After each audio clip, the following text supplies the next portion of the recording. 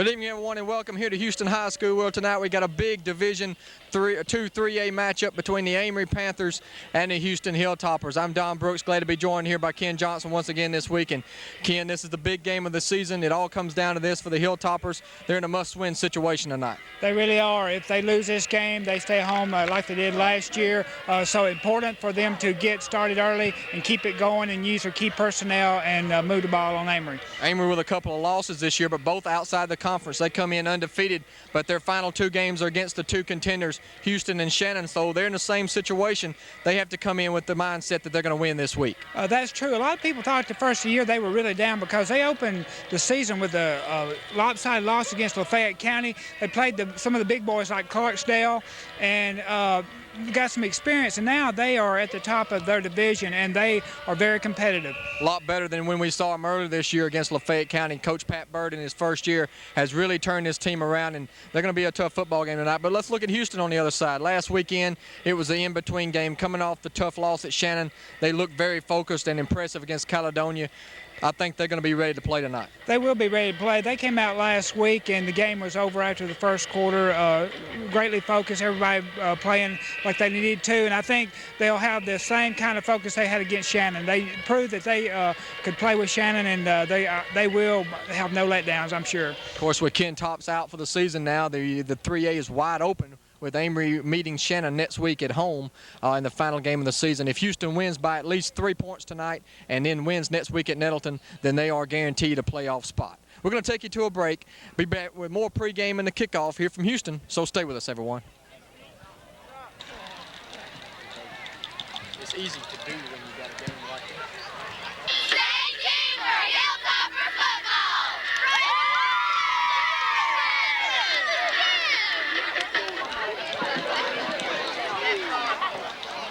Marcus, 14, and Kevin, who is 12. Charlene has been a cheerleader for 4 years and was also chosen as a VCA All-Star cheerleader. She has been a member of the track team for 5 years. Charlene is an honor student, a member of Beta, FCA, and Anchor. She has been listed in 2-2 among American high school students, an All-American Scholar, co-president of the Student Council, and selected as Student of the Month. Charlene was elected HHS Homecoming Queen. She is a member of New Zion Missionary Baptist Church. Charlene plans to attend the University of Mississippi and major in pharmacy. Her best experience in cheerleading was going to state competition and placing second. Kimberly Weaver. Kimberly is the 18-year-old daughter of Kenny Weaver and the late Debbie Weaver. She has one brother, Nicholas, who is 22 years old. Kimberly has been a cheerleader for 4 years. She was honored by being chosen as a VCA All-Star cheerleader. She is a member of the Beta Club, FCA, Student Council, Anchor Club, and the Mississippi Model Security Council. Kimberly was chosen as the HHS Homecoming Queen. She belongs to the Macedonia United Methodist Church. Her future plans are to attend Mississippi State University. Kimberly's most memorable experience during cheerleading is the water fight with the Bruce Trojan mascot.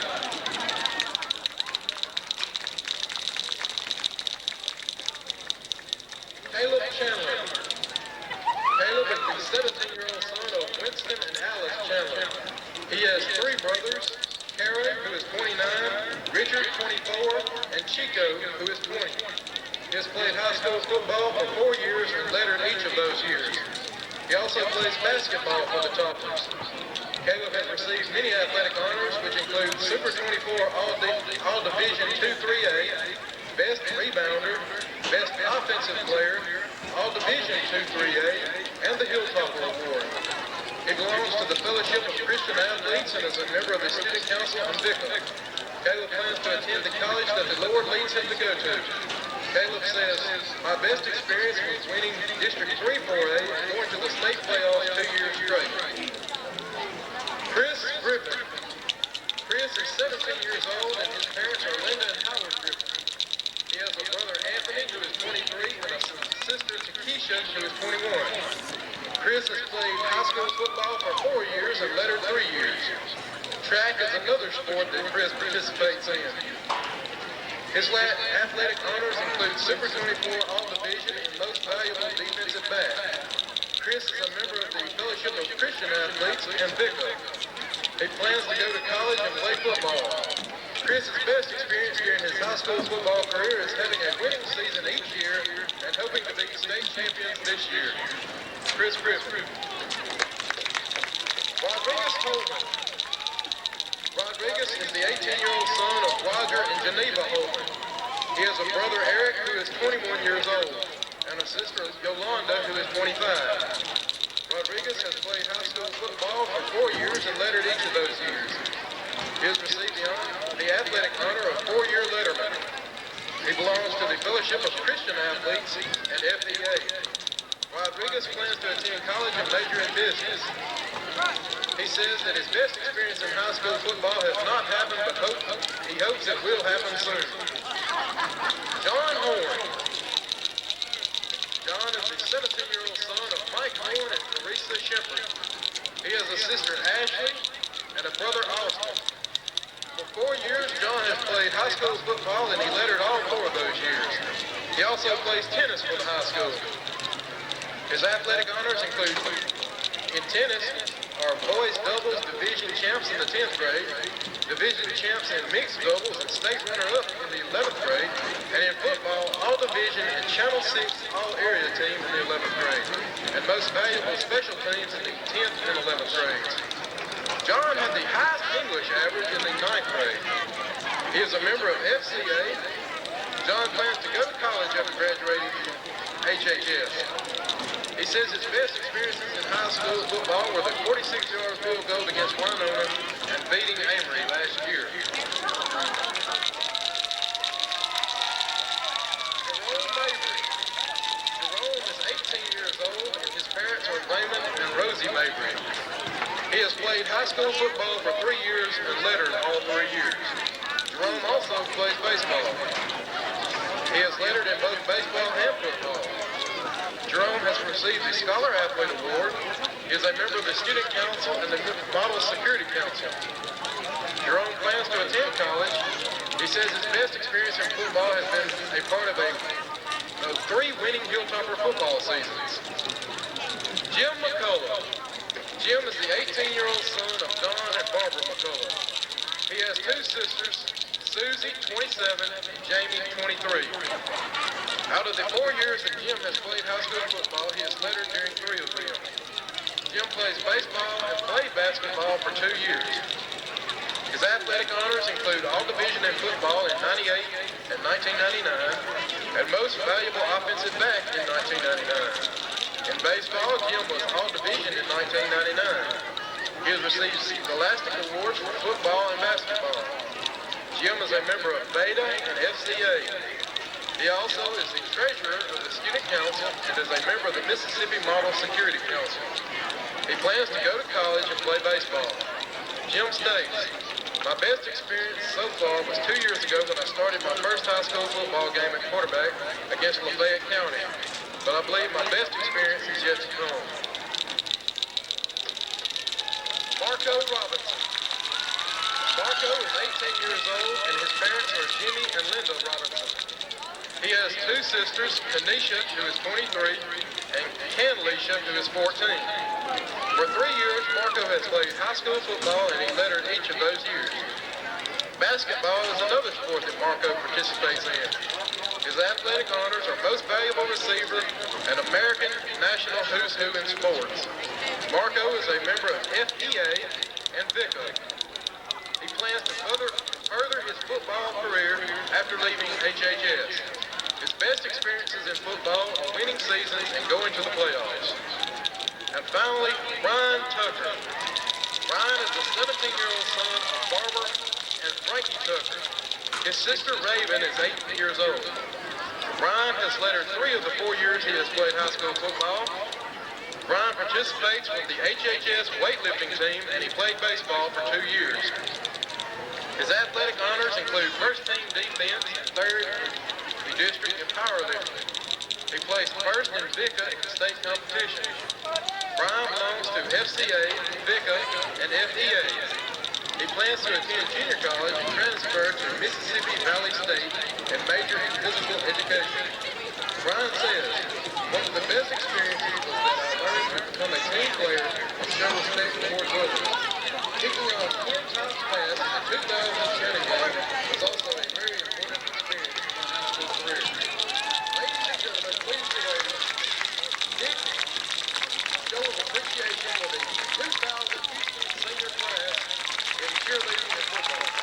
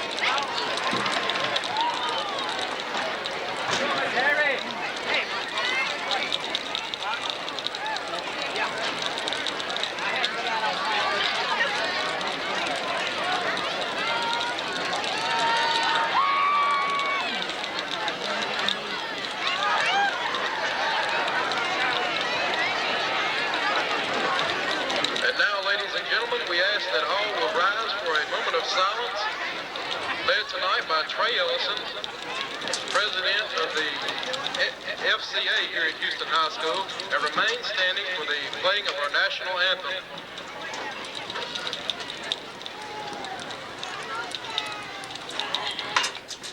Please be with the players, fans, cheerleaders, and officials of tonight's game. We ask that you watch over us all as we go home. Jesus' name. Amen.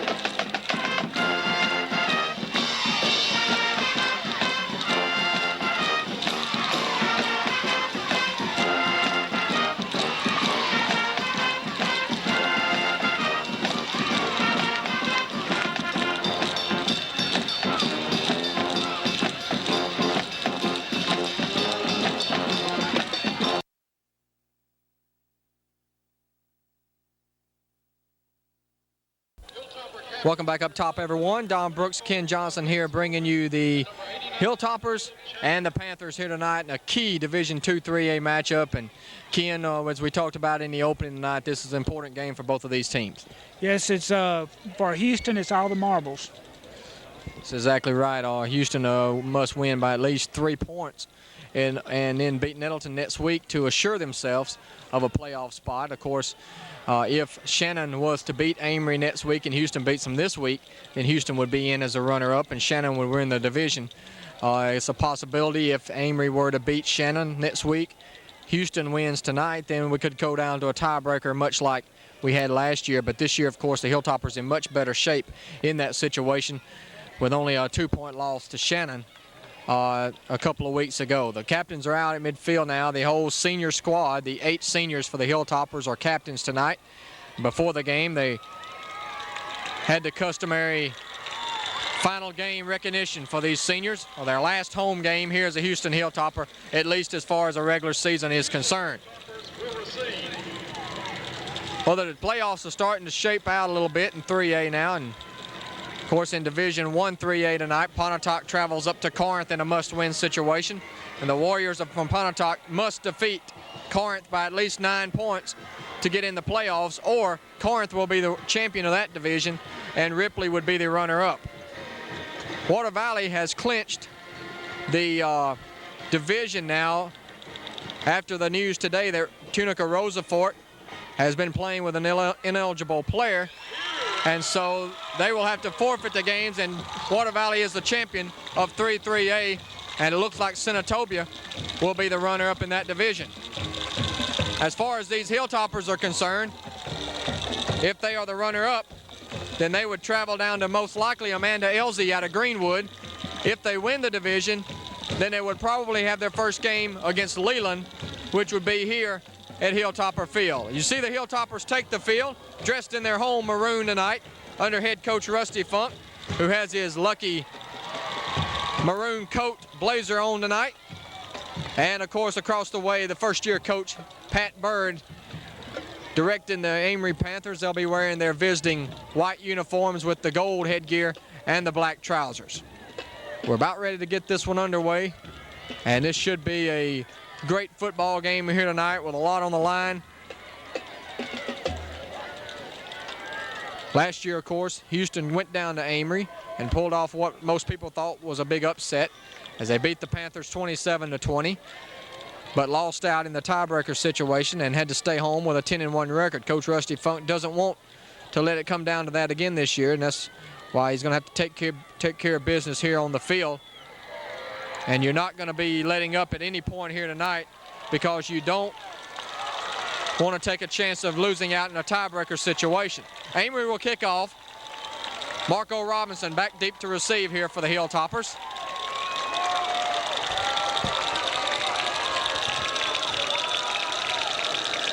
Stephen Ellis, number 48, will kick it off. Big crowd here tonight on both sides. Big crowd. 32-yard line, and that's where the Toppers will go on the field. 1st and 10 at the 32-yard line. Your quarterback is senior Jim McCullough, number 9. Turns the Panther kickoff, brings the ball up to the 32-yard line. And of course you'll have the running backs by committee tonight. We'll see probably 5 or 6 guys carrying the football tonight as usual for the Hilltoppers. 1st and 10 to go here from the 32-yard line for the Toppers. First play is play action. McCullough looks left, throws out in the flat, complete to Griffin. Griffin has a first down across the 45 to the 46-yard line. A gain of 14 on the play. And a good start here to the Hilltoppers night. Quarterback Jim McCullough completes a pass to number 21, Michael Griffin. Tell you about some of the other games coming up tonight. Lafayette County in the area travels up to Holly Springs.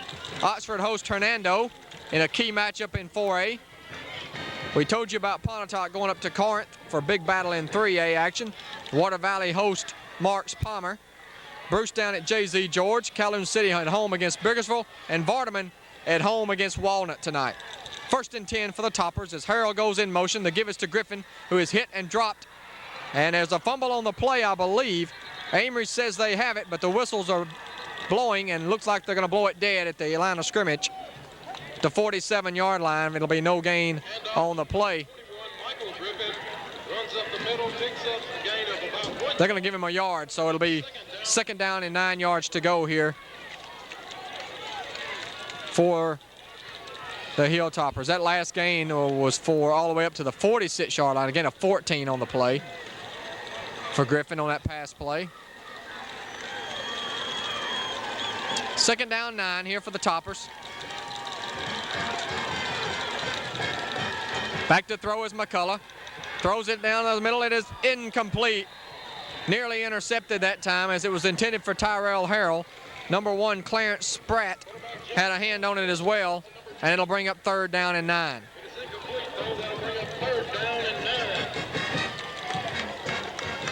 Amory's a team that has played a very, very difficult schedule this year. They have 3 losses to go along with their 6 victories, but those 3 losses have been against the likes of Clarksdale and Cleveland in 4A, and then also Lafayette County, a 4A school. So they haven't been defeated by anyone in a classification of equal or lesser this year. Third down and 9. Possession play coming up here for the Hilltoppers. McCullough to throw, looking right, under some pressure, gets away, swings it out complete to Holman. Holman down the sideline, the 45, and out of bounds at the 41-yard line, and that'll be enough for the Hilltopper first down. A pickup of 12 on the play, and a good job that time by McCullough as he showed some poise back there in the backfield. Avoided the rush and was able to complete it for a first down. So Houston keeps the drive alive. First and 10 at the Amory 41-yard line.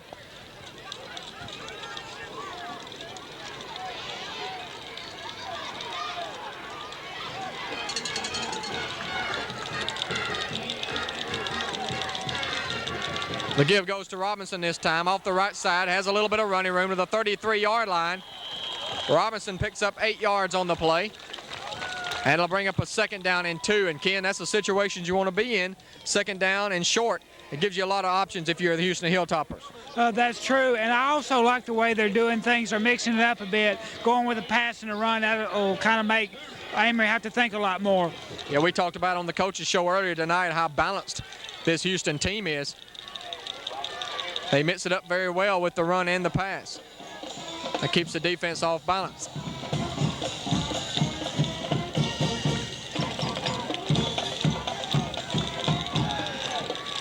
Holman goes in motion. The pitch sweep goes to Antoine Harrell. Harrell trying to get to the corner. He does. The 30 cuts it down to the 25-yard line. That'll be enough for a first down and more. And once again, the Hilltoppers pick up their third first down of the night as the freshman takes it down to the 25-yard line for a gain of 8. It'll be first and 10 to go Houston.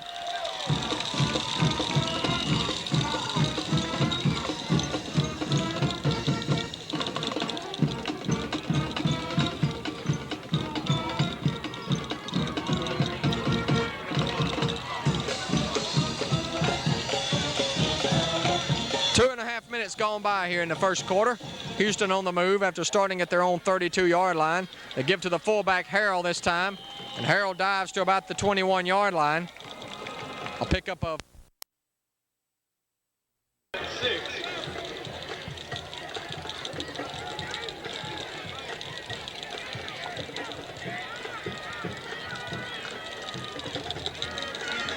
second down, 6 yards to go here.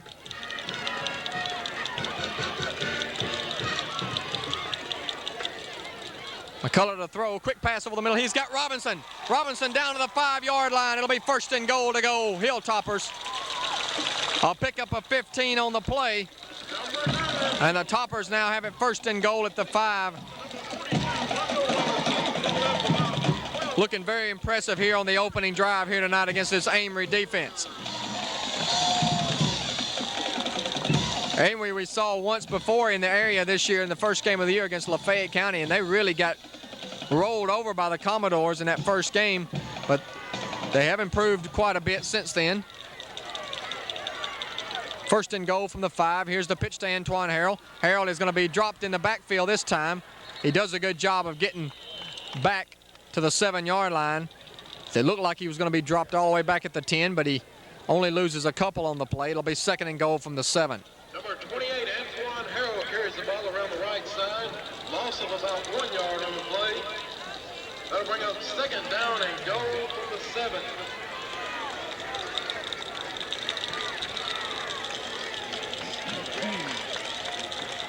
Gann will check in with the play here on 2nd down and goal from the 7. This drive looking a lot like the opening drive against Shannon a couple of weeks ago when Houston drove down the field. McCullough to throw, has got a man out there, and it is caught for a touchdown. Caleb Chandler, the tight end in the end zone, took the ball away that time from the defender and hauls it in for a 7-yard touchdown pass to put the Toppers on. Plays 6.8 yards per play. They gained 4 first downs, and they got 49 of it by the pass. They got 19 of it by the run. So good passing show by the quarterback, as the extra point is good by John Horn. So very impressive opening drive for the Hilltoppers, just what they needed. So the Hilltoppers draw first blood here from Houston. Your score, Toppers 7, Amory nothing. Let's take a break, and we'll be back with more after these messages.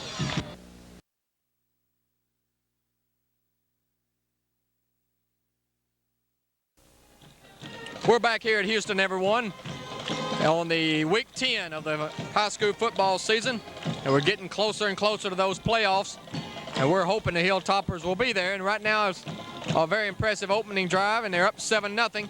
John Horn will kick it off, angles it to the near side, but it goes out of bounds. That'll give the Amory Panthers good field position here at the 35-yard line. They tried to kick the ball away from Clifton Moore, the talented running back from Amory that time, but just a little bit too wide, and so it's going to give the Panthers the ball up at the 35-yard line. 1st and 10 to go. Their quarterback is number 16, senior Greg Mooneyham. And of course they have the very talented number 32 in the backfield, Clifton Moore, who is being looked at by a lot of the college scouts this year.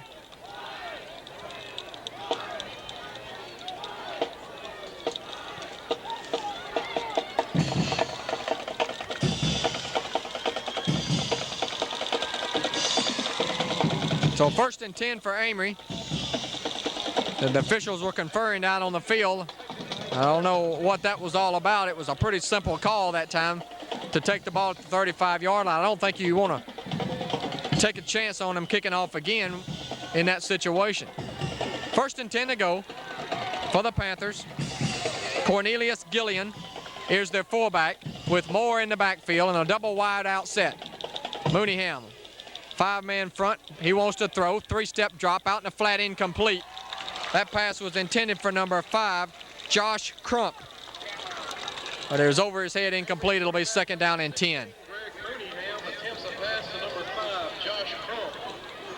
Amory's going with a no huddle now. Nothing new here for the Hilltoppers. They saw that almost the entire game against Shannon this year. Amory working out of the I formation here on 2nd down and 10 yards to go. And this time they run the option to the right. Mooneyham pitches it out there. Nobody there, but Moore loses the ball. It's loose on the field, and the Hilltoppers have it at the 43-yard line. A terrible pitch by the quarterback, Mooneyham. Nobody was there as he tried to flip it out to Moore. Moore then tried to pick it up and run with it. He couldn't handle it, and the Hilltoppers have recovered the fumble in Panther territory at the 43-yard line. So they'll come back out on offense once again.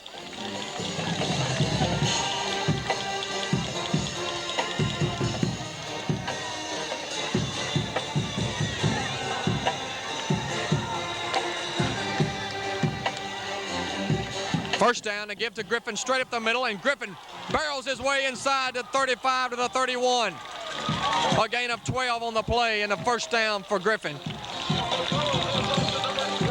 And Ken Griffin was the guy in the second half against Shannon a couple of weeks ago that really got them going with some strong running up the middle. Yeah, he did a great job on running, and on the offensive side, Caleb Chandler did a lot of what he's doing tonight, playing some tough D and showing up on the offensive side too. 1st and 10 for the Hilltoppers at the 31-yard line of Amory. With 7 minutes and 20 seconds to go in the first quarter, and the Hilltoppers on top 7-0. The give to Marco Robinson. Robinson jumps over one and gets to the 29-yard line. A gain of 2 on the play, and it'll bring up a 2nd down and 8.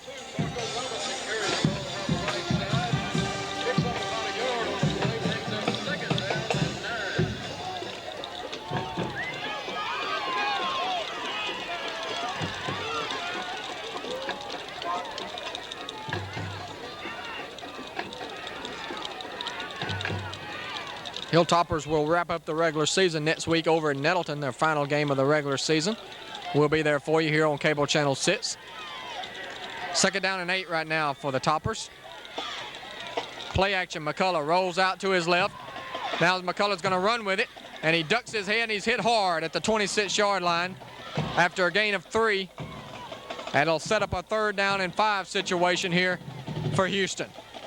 Quarterback Jim McCullough keeps the ball around the left side, picks up about 4 yards.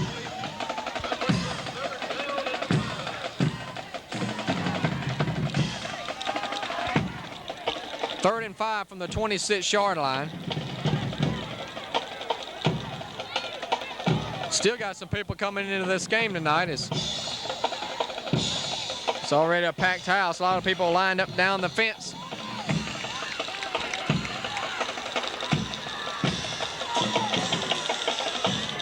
McCullough to throw on 3rd and 5. Looks to the right, throws out, and it is knocked away nicely by the defender that time. Number 31 for Amory stepped in. That is Fred Tisdale. Or excuse me, Carl Griffin. Carl Griffin knocked it away, number 31.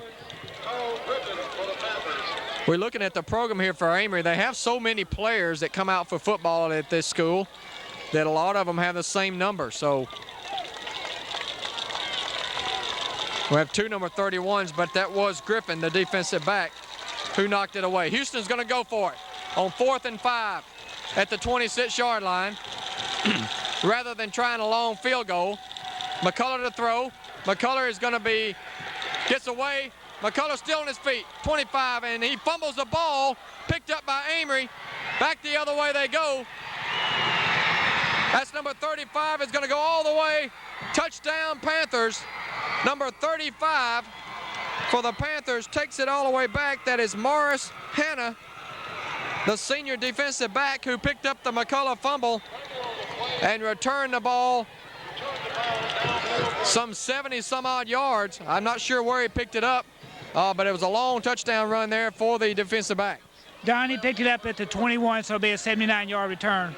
So now Amory's an extra point away from tying this football game, as number 90 was a little banged up on the play. That's their talented defensive lineman, Big Larry Clark, who's going off the field, but he's under his own power here. Extra point pending here as number 48 comes in to attempt it. That's Ellis, Stephen Ellis, the junior place kicker. He'll try to tie this ball game up.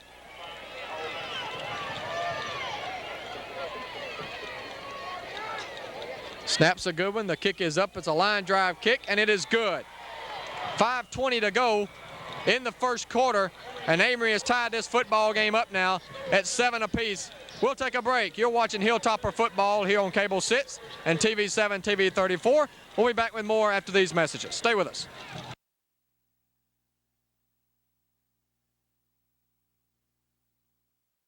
As Amory getting set to kick it off now after the 79-yard touchdown return to tie it up. And they try an onside kick, and it is recovered by Amory. The question is, did it go 10 yards? And it did not. I didn't think so. He touched it right at the 49-yard line before it crossed midfield. And so Houston's going to get the football here with a big break there. Don, they missed the offsides on Amory too, but it doesn't matter because Houston will be in good field position. Good call by the official that time. William and I both get a little chuckle out of that because many years ago now, it seems like, over in Bruce, we have a very controversial onside kick that looked almost exactly like that, except they were going the other direction. 1st and 10, just inside Amory territory here for the Toppers.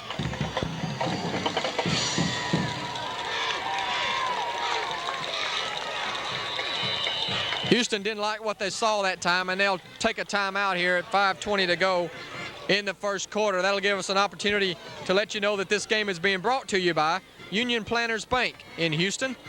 Also, Griffin Motor Company on Highway 15 in Houston. Pilon Wholesale Furniture on Highway 8 in Pilon. Also, Classic Exteriors, Vinyl Siding. That's Mr. Gene King. and also King's Tire, Reggie Callahan, just off the square there in Houston as well. Ken. All fans are encouraged to come out and support the Houston Junior High School 8-day football team. 5:20 to go here in the first quarter, and right now we're all deadlocked at 7. Houston dominating the plays right now, 15-2, I think, but Amory able to get on the board and tie it up. Houston has 90 yards of total offense. Amory has only 8, but we have a tie score. Houston has been able to move the football pretty well against this Amory defense. McCullough was trying to get the extra yards that time, and the ball popped out. There's a give to Griffin up the middle, and Griffin's got some positive yardage down to the 44-yard line. It'll be a pickup of about 6 on the play, and it'll bring up 2nd down and 4 yards to go.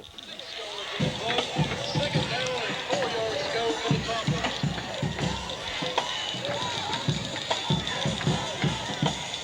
What are we looking at on Griffin now so far? Griffin has 3 carries, 19 yards. Averaging just over 6 yards per carry.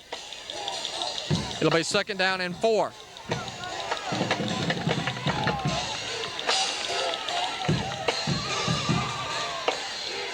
They pitch it now back to Griffin on the reverse. Griffin has to get by one man. He does, and gets down to about the 37-yard line. That'll be enough for a Houston 1st down. A pickup of 7 on the play. They looked like they had Griffin stopped for a minimal gain, but he was able to break the initial tackler and take it for a Houston 1st down to the 37-yard line. 1st and 10 for the Hilltoppers.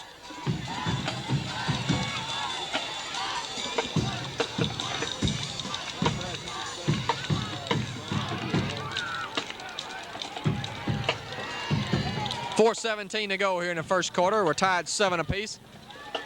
The give once again is to Griffin, and he is hit and dropped in the backfield by big Larry Clark.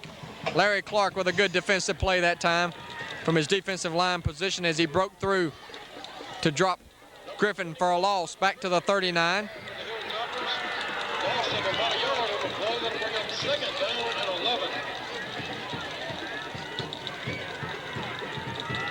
So a loss back to the 39, 2nd down, 12 yards to go.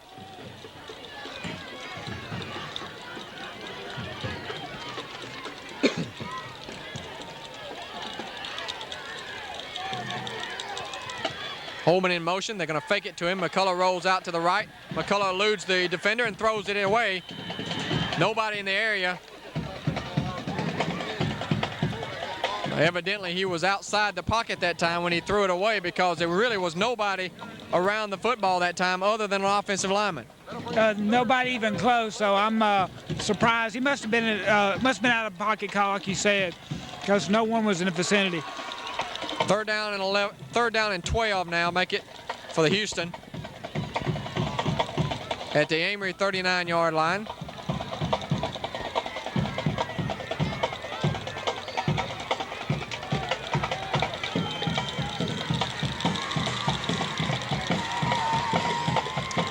Double wing back set now to the wing bone.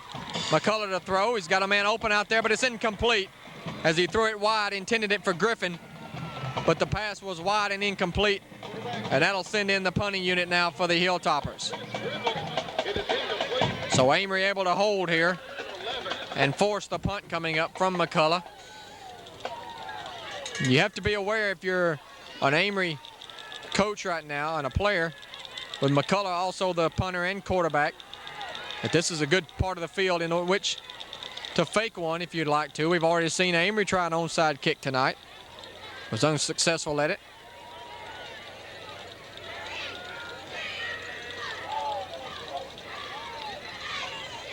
Snaps a good one. McCullough gets it off, hits it off the side of his foot, and it's going to hit a little good roll and go out of bounds at the 20-yard line.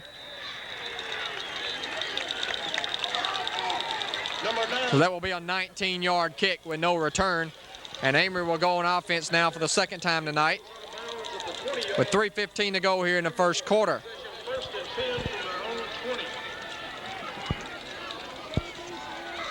Let's tell you also, Custom Auto Accessories helping bring this game to you. That's a Bell South provider. Mr. Carl Rogers, the owner here in town.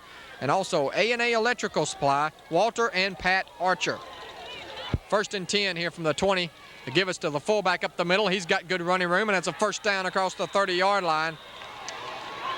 Number 23 on the carry that time for the Panthers, that being Gillian. Gilliland, 5'10", 175 sophomore.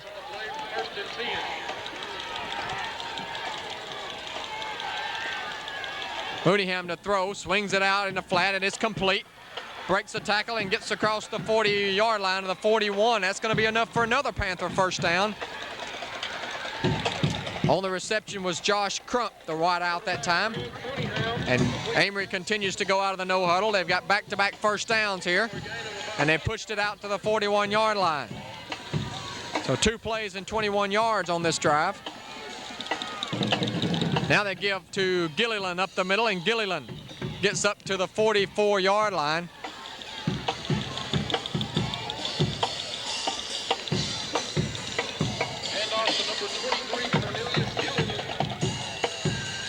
Second down and 7 yards to go here for the Panthers.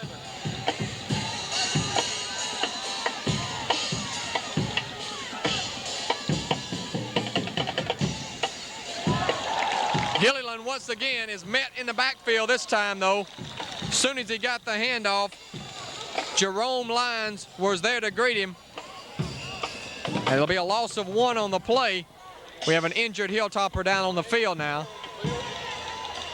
As the ball's at the 43, it'll be a loss of 1. It'll set up third down and 8 yards to go here after the injury. Looking at the right leg, it's number 63 is the injured player for the Hilltoppers. And that's going to be Tim Hartwig, junior linebacker, who's injured. Some more of our sponsors tonight: Home Discount Lumber and Supply in Houston. Also Quick Cash, that's Rhonda or Vicky. Go by and see Quick Cash in Houston. So Hartwig being assisted off the field. We hope he's okay. Not putting any weight on that right leg.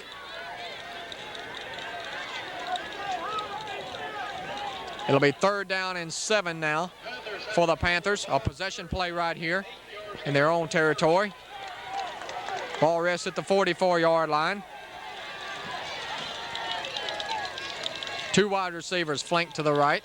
As Mooneyham back to throw, 3-step drop, wants to go deep on the fly pattern, throws it out of bounds. Tried to hit Crump that time down the sideline. Pretty good coverage, though, by the Hilltopper defense. As Patterson had the coverage that time, R.J. Patterson, who had a great game last week against Caledonia. Fourth down, and Amory will have to punt it away here at the 1:54 mark of the first quarter. Chris Brand will drop back deep to receive. Mooneyham will also do the kicking here for Amory. That was a really impressive stop that time by Houston. After 2 quick first downs, they really stifled them and held them there on 3 and out after that. The kick is away, and it's an excellent kick by Mooneyham. Sends Brand all the way back to his own 12. Gets a good block there, but they're going to call it a clip, as Brand is going to be knocked to the turf around the 20-yard line. Going to have a hit in the back here, blocking the back against Houston. And that's going to put them back inside their own 10-yard line to open this drive. That was so obvious, Don, that there's no way that the referee could have missed it. Unless it was Alabama, right? Right.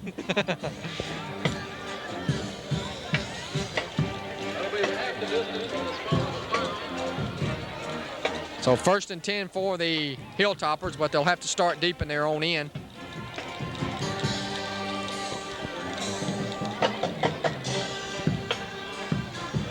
They're going to mark it back, I think, to around the 9-yard line, half the distance. That's exactly where they'll put it down. So first and 10 to go for the Toppers from their own 9, 91 yards from the end zone.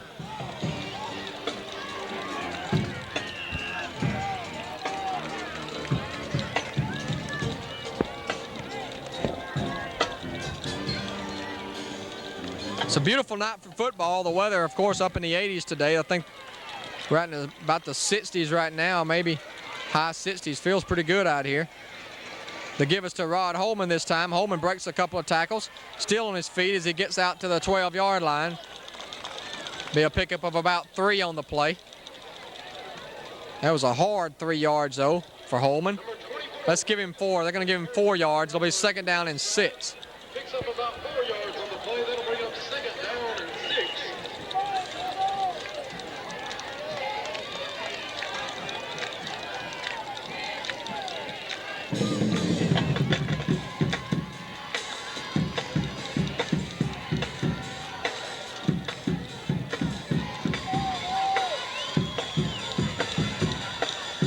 Second down, 6 yards to go for the Toppers. They're going to keep it on the ground once again to Robinson, and Robinson is brought to the ground around the 16-yard line. A good open field tackle that time by number 56. Marlo Brown, senior linebacker, made the stop. It'll be 3rd down and about 2.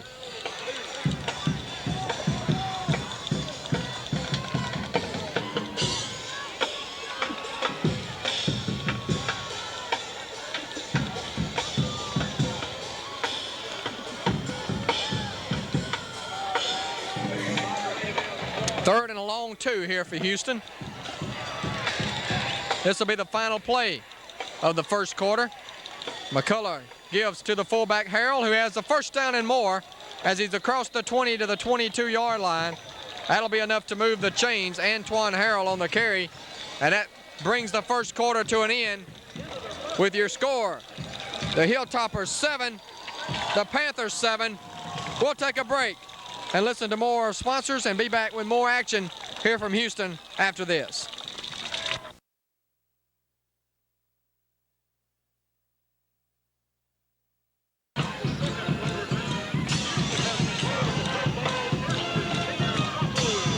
We're back to action here as we start the second quarter of action. Hilltoppers now going right to left. 1st and 10, they give it to Tyrell Harrell. Harrell eludes the first tackler and gets across the 25 to the 26-yard line for a gain of 4. Be 2nd down and 6.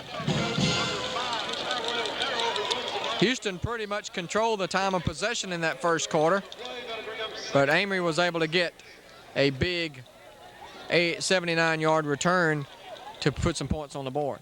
As you mentioned, Don, they really did control the possession of the game, and they also controlled the number of plays, which for Houston was 24 plays to 7 for Amory.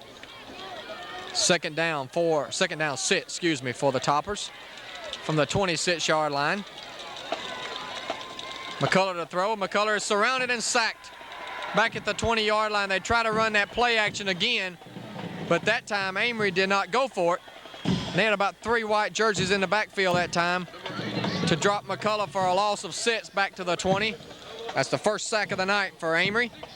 And it'll bring up 3rd down and 12 now for the Hilltoppers.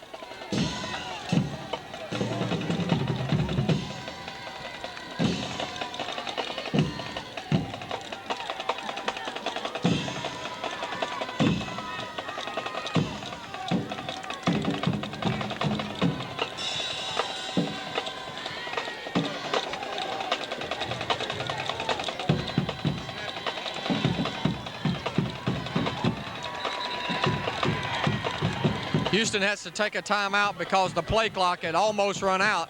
That's their 2nd timeout of the night. They'll have 1 remaining here with 10:25 to play in the first half. I want to tell you also, Dixieland Manufacturing Company is now taking applications. Go by and see them if you're in the need for employment in the Houston area. Also, Chickasaw Equipment Company, glad to be bringing you this game, along with Bargain Warehouse. Also, Grocer's Pride on Highway 8 in Houston. Glad to be helping us bring you Hilltopper football throughout the 2000 campaign. Well, Ken, we're excited. We're here at TV7, TV34 about bringing you great playoff action, and we're guaranteed that we're going to have some teams in it. Vardaman and Water Valley have already clinched a playoff berth. Houston's trying to do that tonight, but we're looking forward to the playoffs here at TV7. We really are good area teams. Again, as always, we have several outstanding teams in the area and look forward to the playoffs. Calhoun City is most likely to make the playoffs as well. They're in pretty good position right now. If they win tonight, then they're in the playoffs. And they should win over Biggersville, you would think. McCullough to throw on 3rd and 12. Slings it out to the sidelines, and Griffin can't make the diving effort at the 32-yard line. And the Hilltoppers once again will have to punt the football away here, and Amory should get good field position. That incompletion leaves McCullough 5 for 9. He's completed passes to Robinson, Chandler, Griffin, and Holman for a total of 61 yards tonight. McCullough will drop back to punt now, and they'll send number 6 back deep to receive the punt. That is Doug Jones.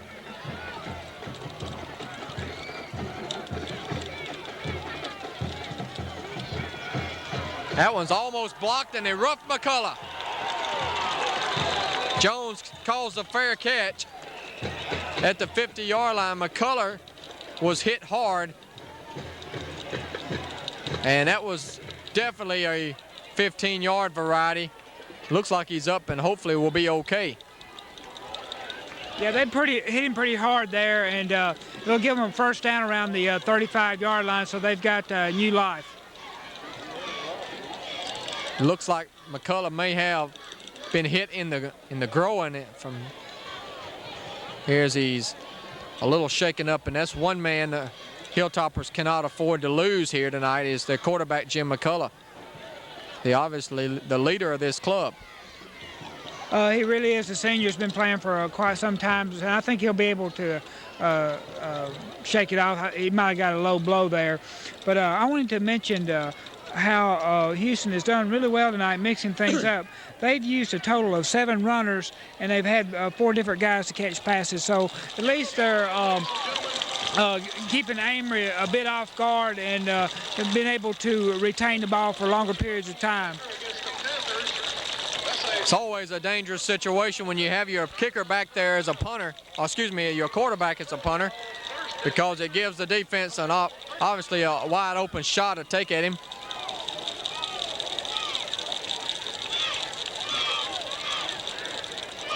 First and 10 here for the Hilltoppers at the 35-yard line. Harrell is in at quarterback, Tyrell Harrell, the sophomore, and he gives it to Griffin up the middle, and Griffin pounds his way up to the 37-yard line. Now, if you're head coach Pat Bird and the Amory Panthers now, Ken, you have to think Houston's going to try to grind it out on the ground a little bit more now with McCullough out of the game, but it looks like Jim may be coming back in. He will come back in on this play.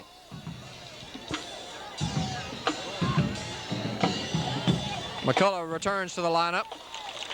Looks like he's okay. Good news for Hilltopper fans.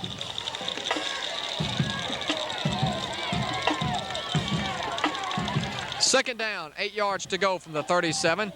He gives it to Rod Holman. Holman's got a big hole to the 50. Cuts it to the sidelines, the 40, the 36-yard line, and knocked out of bounds there. 27 yards for Rod Holman, and a Hilltopper first down. As you take a look at the crowd here, enjoying what they see there. First down, Hilltoppers at the Amory 36-yard line.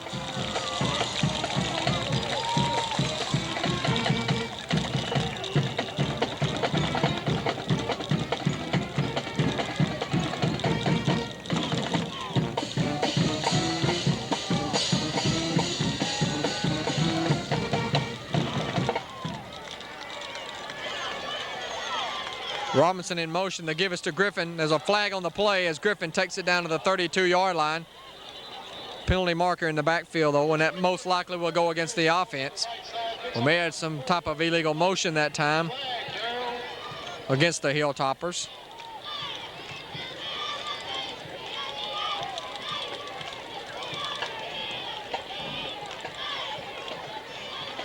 False start against Houston will back them up 5 yards. It'll be first and 15 now, as they'll mark it back to the 41-yard line after the penalty. 9:01 to play here in the first half. We're tied at 7. Houston scored first with a 78-yard drive, mixing it up. Most of it through the air, though. and then finished it off with a touchdown pass from McCullough to Chandler. Amory came back though and picked up a fumble at the Amory 21 and returned it 79 yards for a touchdown to tie it up, and that's where we are now, 7-7.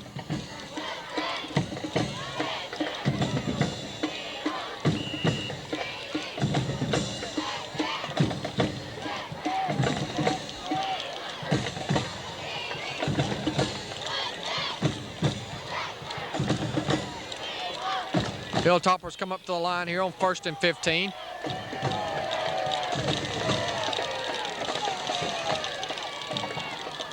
McCullough to throw in the pocket, throws over the middle, and it is going to be picked off by the Panthers at the 31-yard line. Number 56 picked it off that time, and that is Marlo Brown.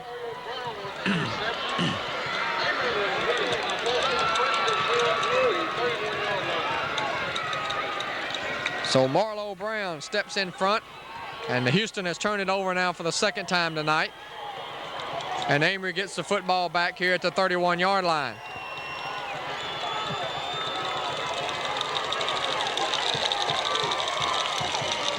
The handoff is to the tailback, and he is stuffed at the 30-yard line by a gain of Hilltoppers.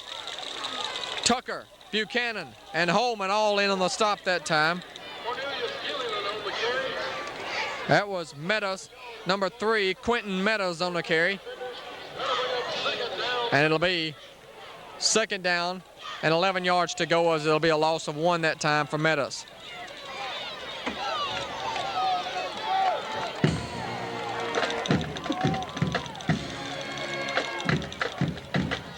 Clifton Moore not in the game right now for Amory. Not sure why, but he's out.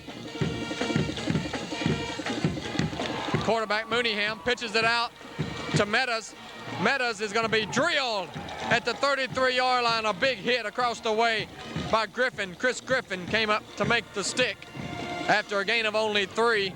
And it'll be third down, 8 yards to go now for the Panthers.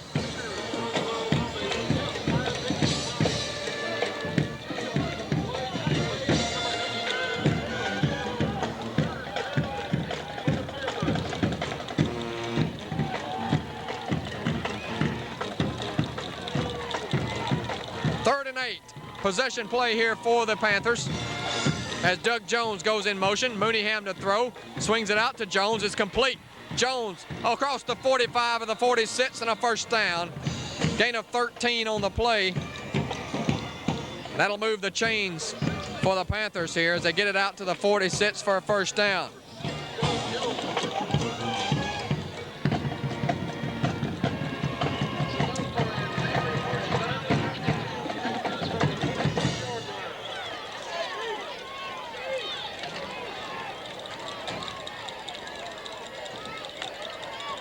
So Amory now with their best field position of the night on offense.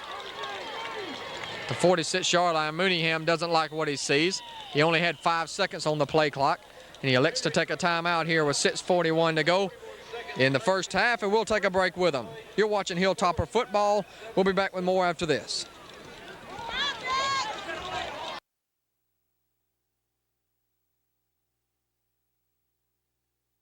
Amory on 1st and 10. Mooneyham to throw, wants to go deep, overthrows everybody. As he wanted to hit Josh Crump that time on a deep fly pattern, but R.J. Patterson, who is an excellent corner, once again had the coverage, and it'll be second down and 10. The defenses have started to assert themselves here in this football game now after Houston was very impressive moving the ball on the first drive. Amory really hasn't put anything together tonight.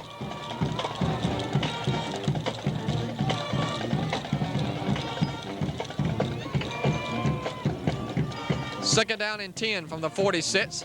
They give us to the fullback, Gillian. Gilliland has running room, but he slips and falls at the 47-yard line. And Gilliland picks up 7 yards.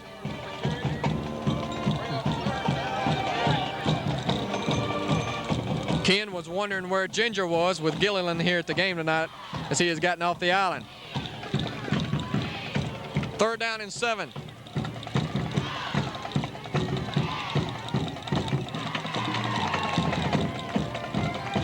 Gilliland, Jalone set back. He gets the ball up the middle, and he has a 1st down and more. 35 to the 30, still on his feet, and Gilliland is down to the 25-yard line, and an Amory 1st down.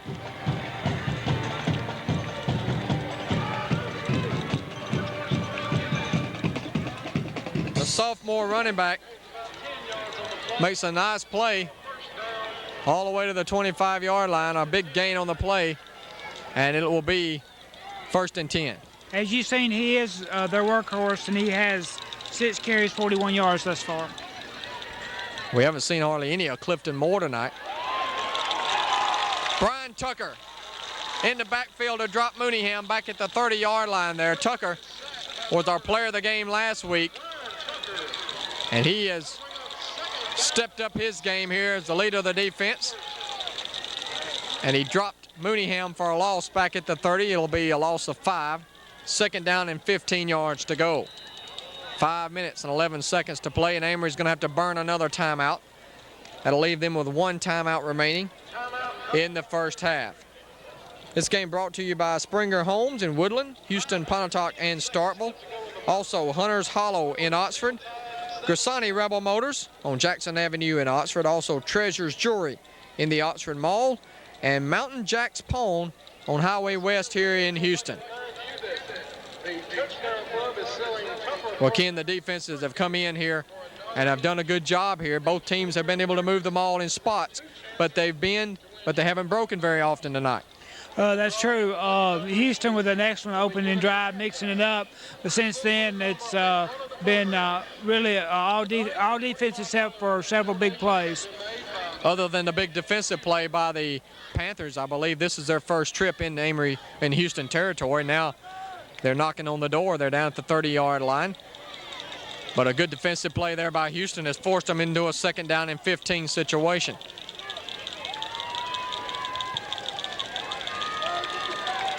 Clifton Moore, the senior running back, is back into the game now at tailback, along with Gilliland. Here's the pitch. They pitch it back to Meadows. Meadows is going to be chased way back in the backfield. That's a clip.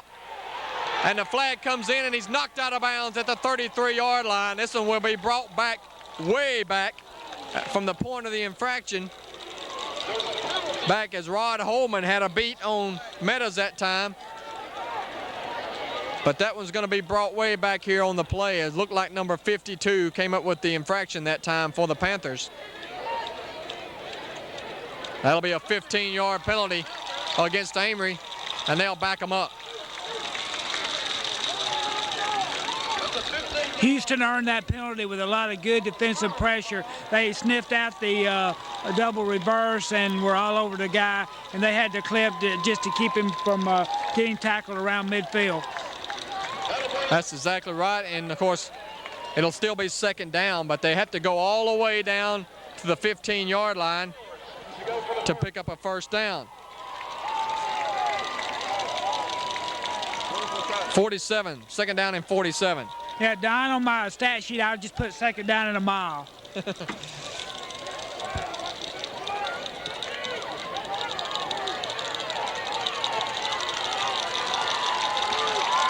Moore and Gilliland in the backfield here behind Mooneyham. A 4-man defensive front here for the Toppers. Mooneyham's going to keep it on the ground. Big hole for Gilliland. Gilliland may get it all back at once, and he's finally yanked to the ground at the 29-yard line.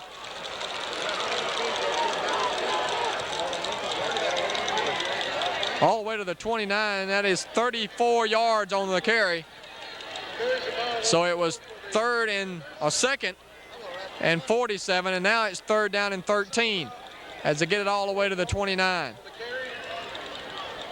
4:12 to go here in the 1st half. Amory trying to get some points on the board before halftime.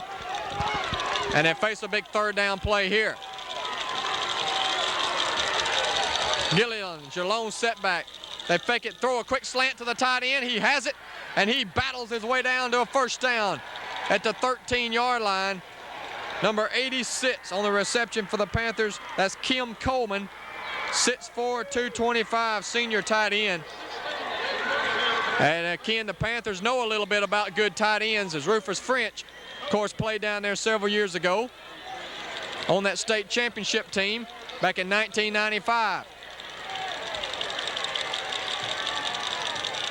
Mooneyham gives to Clifton Moore, and Moore battles his way down inside the 10-yard line. A pickup of about 5 on the play, it looks like. It'll be 2nd down and 5 yards to go here for the Panthers.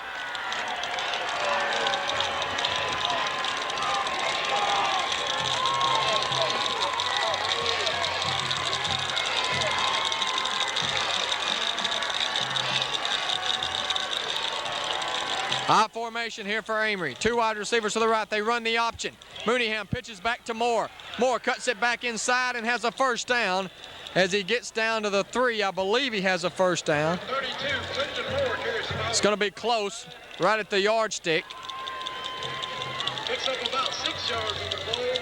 It'll either be 3rd and short or 1st and goal here for Amory, as Clifton Moore picks up about 5 yards on the play. And they'll bring out the chains now to measure with 2:54 to go here in the first half, excuse me. Still have some people coming into this stadium tonight. You see a lot of cars parked in some places you normally don't see across the way behind the scoreboard. And it is a 1st down for the Amory Panthers. 1st and goal to go at the Houston 3-yard line.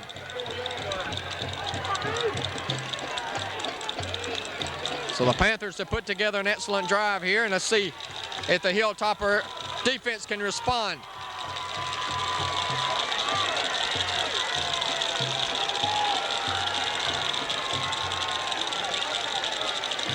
I formation to give us to Moore, and Moore is going to be stopped around the 2-yard line, it looks like, forward progress. Well, they'll mark him at about the 2.5-yard line. It'll be 2nd down and goal to go for the Panthers.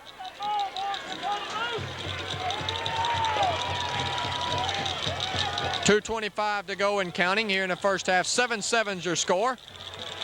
But the Panthers are knocking on the door. Here's the give. No, the keeper by Mooneyham. Mooneyham follows his guard and gets into the end zone for a touchdown from 3 yards out. And the Panthers have their first lead of the evening with a 3-yard touchdown run by Mooneyham. And it's now 13-7 Amory. They'll attempt the extra point now as Stephen Ellis, the junior, will come in to attempt out of the hold of Dustin Shields, the backup quarterback.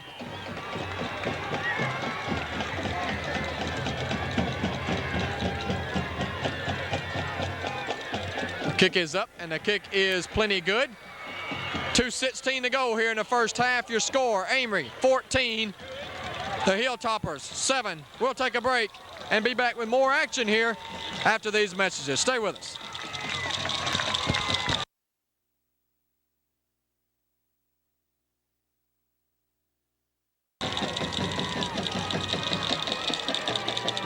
Ellis will kick it away here. He's a little bit late getting onto the field.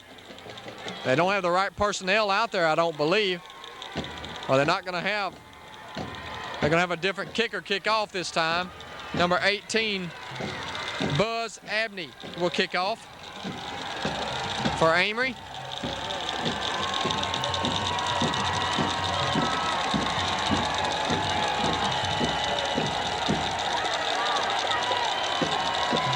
And the kick is away, and it's a low line drive kick.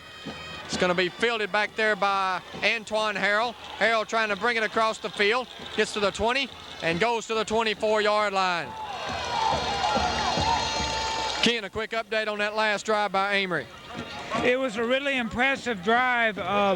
They moved the ball from their own 31, so it was a 69-yard drive, but they actually picked up 102 yards on the drive. 13 plays, and they started at the 8:30 mark of the second quarter. They scored at 2:16, so we're looking at over a 6-minute drive there. So very impressive and demoralizing for Houston. Really was, because the Hilltoppers had them in 2nd down and 47. Could not hold them. And the key player on that drive was Gilliland, who had 2 big runs up the middle. Hilltoppers with the football now. The give is to Brand. Brand's got some running room up to the 35-yard line. That's enough for a Hilltopper first down. A pickup of 11 on the play. With 2:04 to go now, the Hilltoppers have to get in their 2-minute offense. Try to get some points on the board here before halftime and gain some momentum going into the locker room, even if it's only a field goal.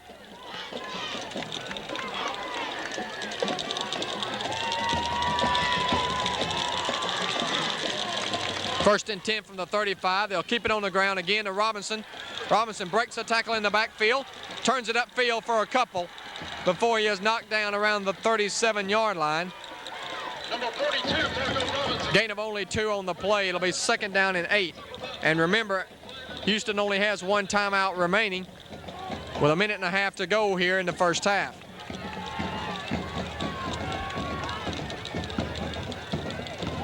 They don't seem to be in that big of an urgency right now. They've run the ball a couple of times here.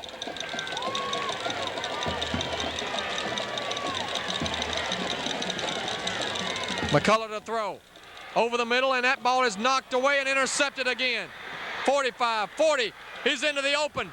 The 20, the 10, touchdown Panthers. Number 56 comes up with another big play. That's Marlo Brown, who recovered the fumble.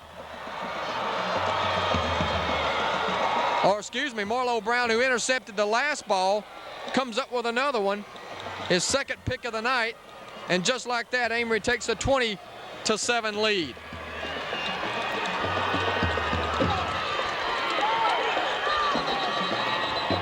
Injured player on the field here for the Hilltoppers. With 53 seconds to go, the Panthers have put together 2 big defensive plays tonight for 14 points. So 3 Houston turnovers now. And Amory has scored 21 points off of those turnovers. Or 20 points right now. They'll extra point coming up. You know, during the first drive, what Houston did, it was that when they mixed it up with the short and intermediate passing game, and every time they go to the long ball, they run into problems. And I see that as being something they don't really have tonight against the Amory team. Amory's doing a good job of cluttering up the middle. They're not giving those passes over the middle. And that's a tough injury right there. Hartwig has already gone up now. Brian Tucker has to be assisted off the field. There's senior linebacker. Extra point coming up here. And the kick is up, and the kick is good. 53 seconds to go in the first half, and Amory now leads 21-7. And of course, this is the same score in which the Hilltoppers trailed at halftime against Shannon a couple of weeks ago. We'll keep it here with only 53 seconds to go and talk about some of the other area playoff scenarios, Ken, here right before halftime. Right now, the Vardaman Rams look like they're going to wrap up the number 1 seed in 1A and most likely take on French Camp in the first game as the number 1 seed taking on the number 4 seed out of Region 2 1A. And then it looks like the second round, if Vardaman were to win, would most likely have to travel to either Ware or Smithville. And Ken, you saw Smithville earlier this year, and they have an impressive football team, but without their quarterback, who is injured, it's a whole different squad, as they saw Hamilton come up there a couple of weeks ago and defeat them on their home field. That's true. Their quarterback was the big guy. He could put the ball right on the target, and just an excellent quarterback, especially considering Class 1A level. And with him down, it just doesn't run as well as it would otherwise. In 3A, it's certain that Water Valley will host a first-round game. The only thing we don't know is whether it will be Ripley or Pontotoc, but it'll be one of those 2 teams. And what a matchup that would be if Ripley came to town. As a squib kick is recovered by Houston at the 34-yard line.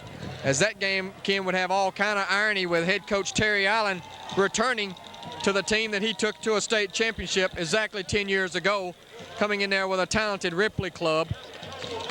Now, that would be a big matchup up in Water Valley if that does take place. For those Pontotoc fans, though, they're hoping that the Warriors can win tonight. and ease their way into that number 2 seed and go to Water Valley to play.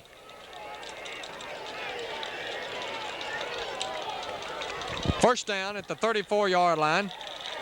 We'll have the marching band from Houston at halftime, so stay with us for that. Griffin up the middle. Griffin lost the ball, I believe, and Amory says they have it, and they do. 4th turnover of the night against Houston. Mistakes you just cannot afford to make against a good ball club. And with 40 seconds to go, Amory's in business once again at the Houston 36-yard line. 2 fumbles and 2 interceptions.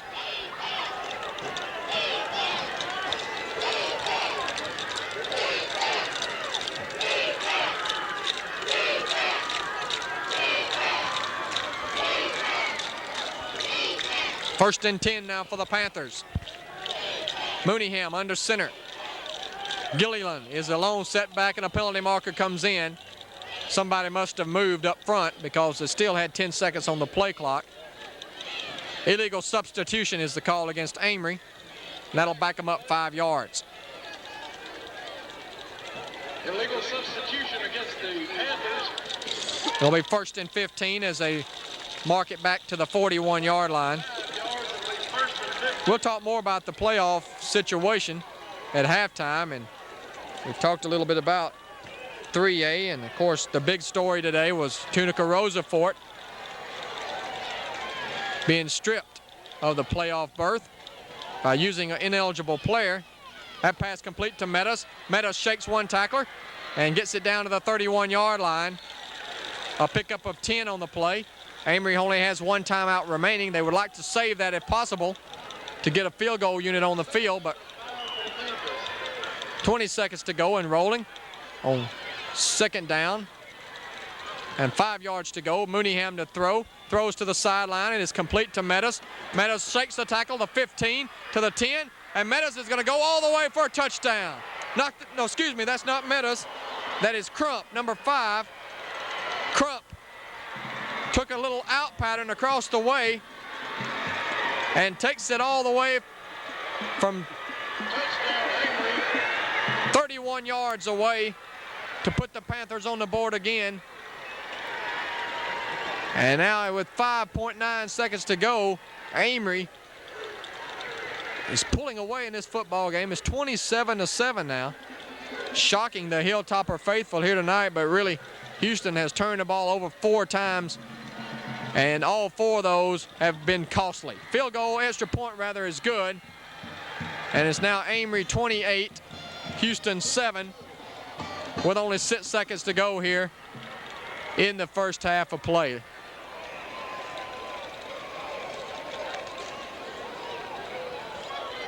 Well, if you're the Shannon Red Raiders and all this, you're sitting back.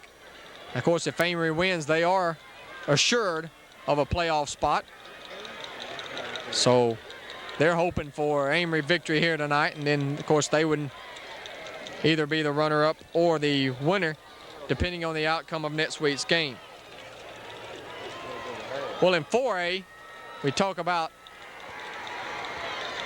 our 2 teams, Lafayette and Oxford, who are both battling for a playoff spot here still, and that one is still a lot of different scenarios that could happen. But if Lafayette wins out, if they beat Holly Springs tonight and beat Oxford in the cross-county showdown, then they are in the playoffs as the runner-up in that division. Will travel over to either Clarksdale or Cleveland in the first round. However, if Oxford were to beat Hernando tonight and then turn around and defeat Lafayette, then they would be in the playoffs. So either team, if they win out, are in, regardless of what Hernando does. But Hernando still with a slim chance to get in as well if they can beat Oxford and Itawamba in the last 2 games. Marco Robinson gets it back to the 32, and that's going to run out the clock, I believe. And so the 2 teams will head to their respective locker rooms. And right now, the Amory Panthers have taken advantage of the Hilltopper mistakes and have posted a 28-7 halftime lead. As we'll take a break here from Houston Field, we'll be back here to take a look at the marching band and take a look at some first half stats for you. So stay with us here on Hilltopper Football. We'll be back in just a moment.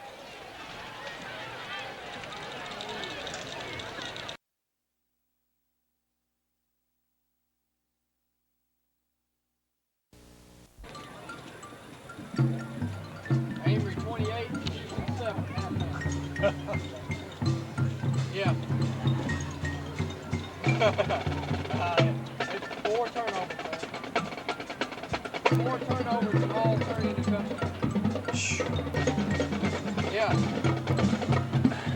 Houston's behind 28-7. Yeah. All right. And proudly presents The Beatles. The show will include the song's magical mystery tour, Hard Day's Night, Hey Jude, and Eleanor Rigby. Soloists are Trey Ellison, Jimmy Jones, and Crystal Zachary. The band is under the field direction of drum major Marcus Patrick. We hope you enjoy the show, The Topper Live Band.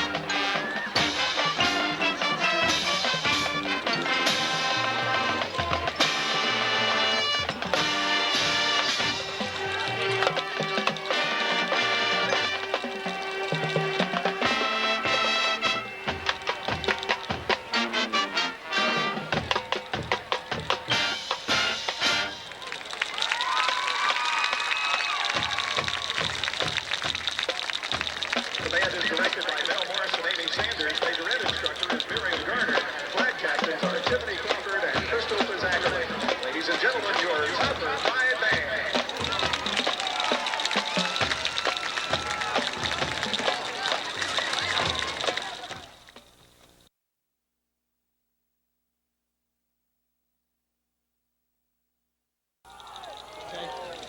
We're back to action here as we get set for the second half kickoff. 28-7 is your score. Amory on top, and quickly let's go to Kim for some first half stats. For Houston, they have 10 first downs, 157 yards total offense on 33 plays. Individually carrying the ball, McCullough 3 carries, 2 yards. Tyrell Harrell 2 carries for 5 yards. Griffin, number 21, Mike Griffin, 6 carries, 22 yards. Holman 2 for 31. Antoine Harrell 4 for 16. Marco Robinson 4 for 16. Catching the ball tonight have been Robinson 1 for 16, Chandler 2 for 21, Griffin 1 for 12, and Holman 1 for 12. For Amory, they have 5 first downs, 154 yards on 22 plays, and let you know that the big man carrying the ball, Gillian, has 75 yards, and we're to the kickoff, Don. Big night for Gillian. It's a short kick, and it's going to bounce, picked up across the way by Crump, and Crump gets it back up to the 37-yard line. Amory's going to get excellent field position. I'm not sure why you would want to kick one short like that.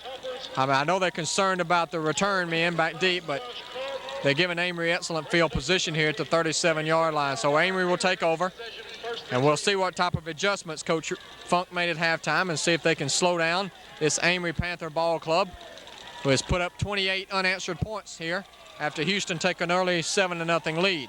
First and 10 from the 37-yard line for Mooneyham, your quarterback. It's an I formation here for the Panthers. They're going to give to the fullback, and he pounds his way up to the 40-yard line. I believe that's Gillian once again on the carry for a pickup of 3. So Gillian, who had 75 yards rushing in the first half, was a key man offensively for Amory, and Clifton Moore was pretty much held in check. Second down, 7 yards to go here for the Panthers.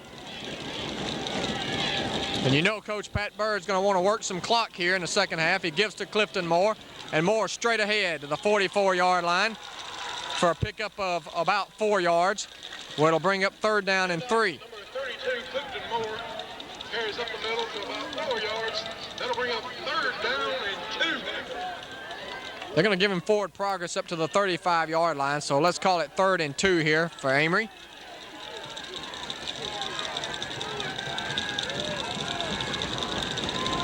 They give it to the tailback, and then it's Moore once again, and Moore is going to be close to a first down. But he might have been stopped shy around the 47-yard line. It's going to depend on the spot, and it looks like he may be just short from our vantage point. Well, let's wait. They're going to bring out the chains here to measure. Opening drive of the second half. And they're going to bring out to see.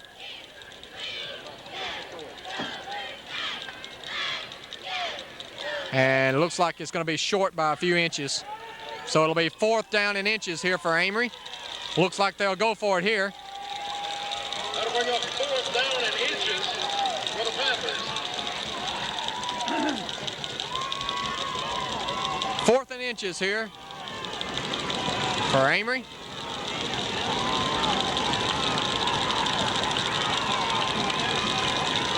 You have Gillian in the backfield along with Clifton Moore out of the I formation.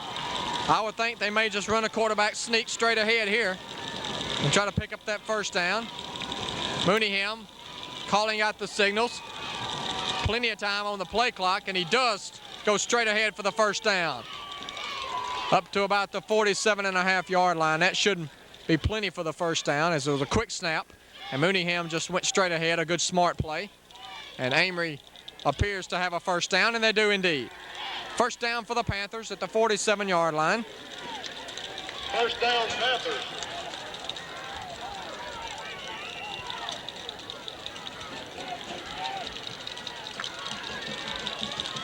Houston knows coming out in this second half, they're going to have to put some points on the board.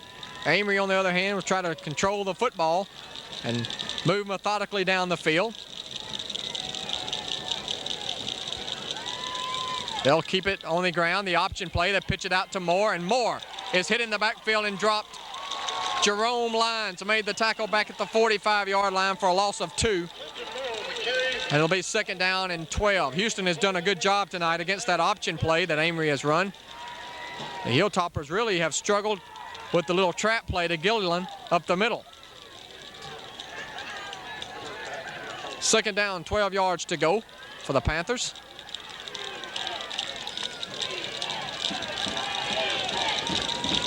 The pitch sweep goes to Clifton Moore. Moore trying to get to the corner. He's to the 50. He's into Houston territory to the 46-yard line, where he'll be knocked off his feet after a pickup of 9 yards. It'll set up 3rd down and 3 now for the Panthers.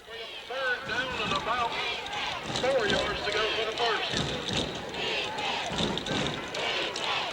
3rd and 3 from the 46-yard line.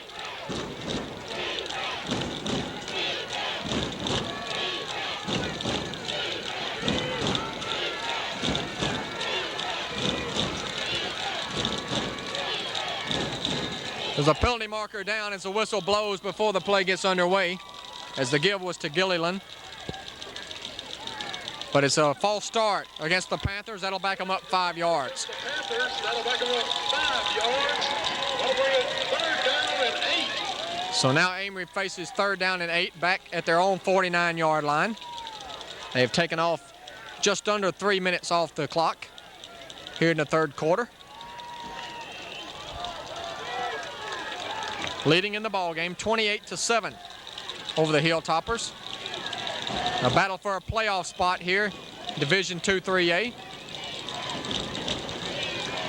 Jones goes in motion, 3-step drop. The quick slant is going to be trapped, incomplete. They tried to hit Crump that time, but Crump couldn't dig it out, and that'll force a punt from the Panthers. So Amory will kick it away. It's the Houston defense able to hold here on the opening drive.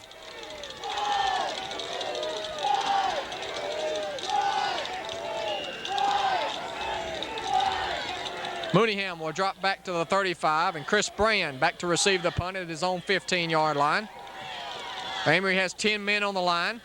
Here they come after it. Mooneyham gets it away. It's a short kick. It's going to hit at the 27 and be down around the 28-yard line. 23-yard punt, no return, and the Hilltoppers will take over at their own 28-yard line. Well, the Toppers have to cut out the mistakes if they have any opportunity of coming back in this football game. 4 turnovers that have resulted in 28 points tonight. Now you just got to forget about that and come out here in the second half and move the football and put some points on the board. There's plenty of time still to go. 8:36 to play here in the 3rd period. McCullough back in at quarterback, gives the ball to Marco Robinson. Marco Robinson hesitates but gets up to the 30-yard line for a big gain of 2. Marco Robinson on the carry. He picks up about 2 yards on the play. That'll bring up 2nd and 8. 2nd down, 8 yards to go for the Toppers. Amory has played a tough schedule that has prepared them for games of this nature, having lost to 3 4A schools this year. And of course they beat Tupelo, a 5A school. So their non-conference schedule was very tough coming into their division play this year, where they have pretty much ran over their first 3 opponents. Here's the give to Griffin, and Griffin off the left side for about 4 yards up to the 34-yard line. It'll set up 3rd down and 4 yards to go. Michael Griffin, who picks up about 3 yards on the play. That'll bring up 3rd down and about. They're going to mark it at the 34, so credit Griffin with only 3 yards. It'll be 3rd down and 4 yards to go now.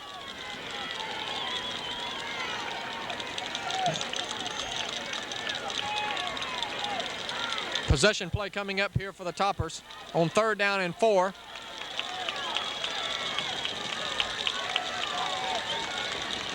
They're going to roll out to pass. McCullough slips one tackler, throws, has a man open. That's Chandler, and it's complete to the 48-yard line of Amory.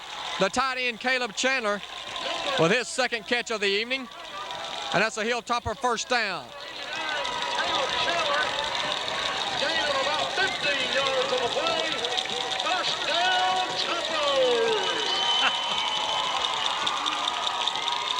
First and 10 for Houston at the 48-yard line in Amory territory.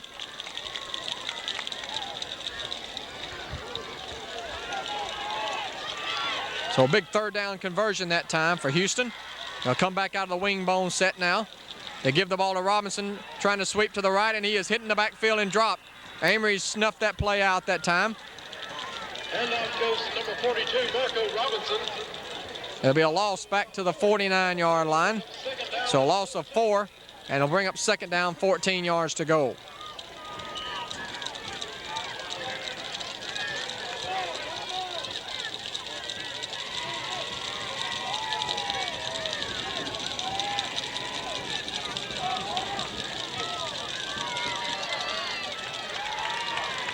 Second down and 14 now for the Hilltoppers.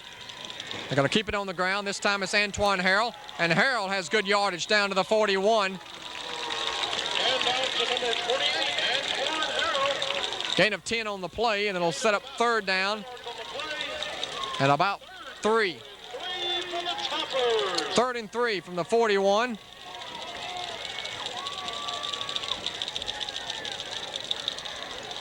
Midway through the third quarter now, 5:45 to go.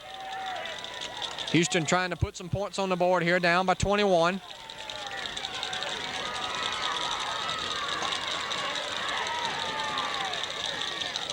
The give is to Tyrell Harrell, and Harrell has a first down and more inside the Amory 35 to about the 33-yard line. A gain of 8 on the play. That'll keep the drive alive here for the maroon and white. To the 33, 1st and 10 to go. First down.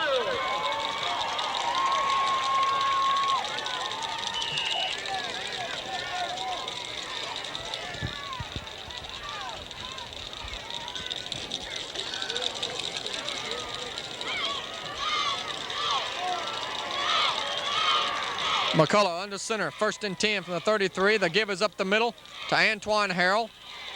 And Harrell gets to about the 28-yard line this time. 5 yards on the play. So it'll bring up second down and 5. The Hilltoppers are moving the football here primarily on the ground, with the exception of the one third down conversion pass to Caleb Chandler.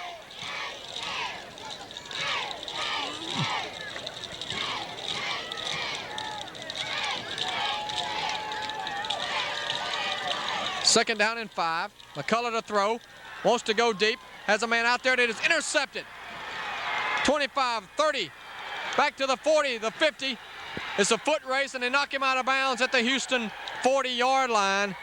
That is Clarence Spratt, the 5'10", 160-pound sophomore who picked off Jim McCullough, his 3rd interception of the night, and 5 turnovers now for the Hilltoppers. And once again, Ken, Amory comes up with a big play, and not a real good pass there by McCullough.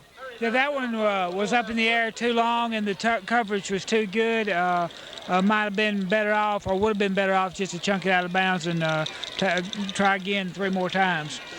Amory takes over the football in Houston territory now at the 39-yard line. Another big play by their defense. And they'll get it at the 39 out of the I formation. Houston can't afford to give up any more points in this football game if they have any hope of making a comeback. There's a penalty marker down as the play gets underway, and that'll most likely go against the offense for some type of false start, I would think. That is the call. It'll back them up 5 yards. It'll be 1st and 15 now for Amory. Illegal motion comes against the Panthers. That'll back them up 5 yards.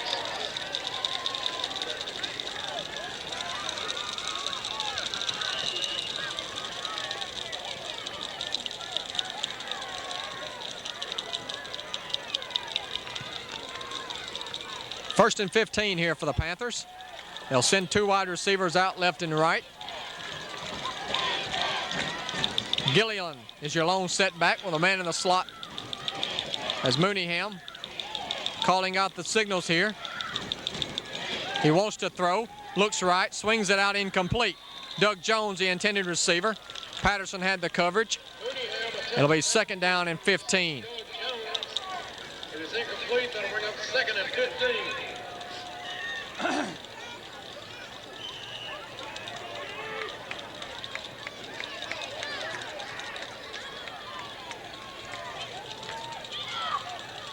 Second down, 15 yards to go now for the Panthers from the Houston 44-yard line. Gilliland once again is your lone setback. Houston showing blitz up the middle. Now they back off. And the give is to Gilliland, straight up the middle. He's got a little bit of running room. Now breaks the tackle and gets down to about the 33-yard line. Looked like they had him stopped after a gain of about 4, but he kept his feet going. And it'll be a third down and about 4 now.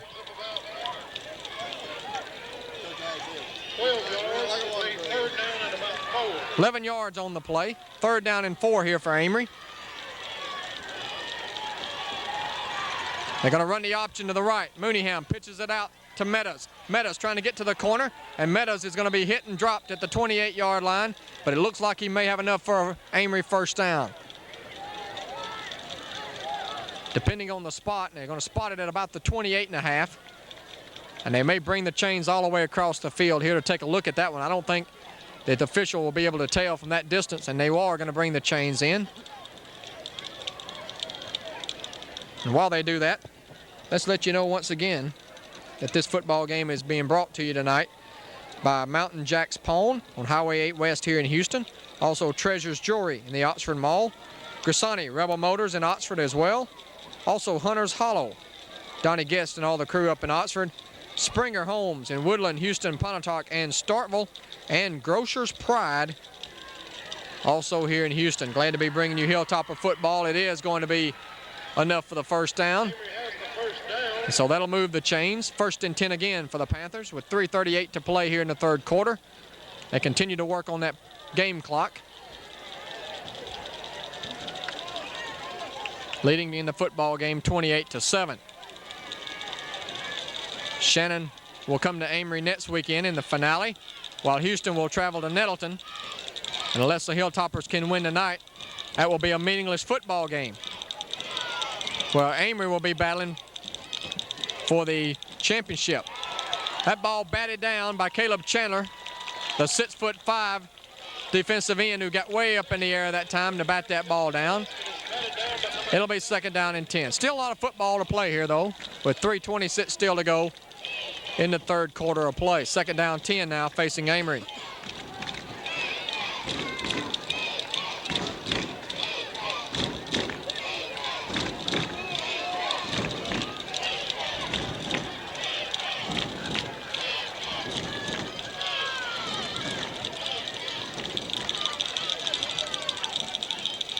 Second and 10.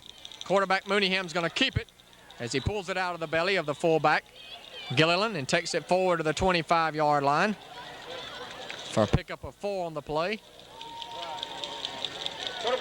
It'll be third down, 6 yards to go now for the Panthers. Big play right here for the Houston defense as some of the crowd comes to their feet here on the near side.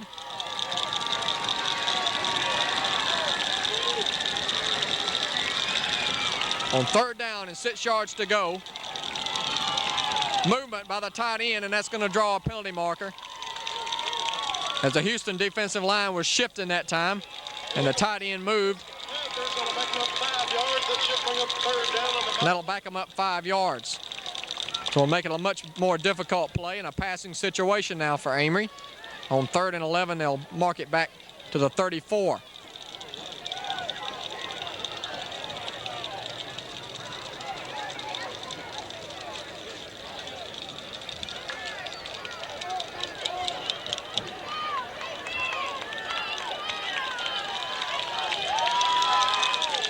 Third down, 11 yards to go for the Panthers. They're going to, Meadows wants to throw it on a halfback pass. He's got a man wide open. Touchdown, Panthers. Doug Jones was all alone. A breakdown in the coverage that time by the Hilltoppers. It's really difficult to understand on third and 11 how you could let a man get that wide open, but they did. And Jones put 6 more points on the board for the Panthers. It's now 34-7, and it's all Amory here tonight. Extra point coming up here. Ellis will attempt the PAT to try to push the lead up to 28. The kick is up, and it is good with 2:02 remaining in the third quarter. Amory has scored 35 unanswered points, and they now lead it by the score of 35-7. We'll take a station break. You're watching Hilltopper football here on Cable Channel 6 and TV7, TV 34. We'll be back with more action after this.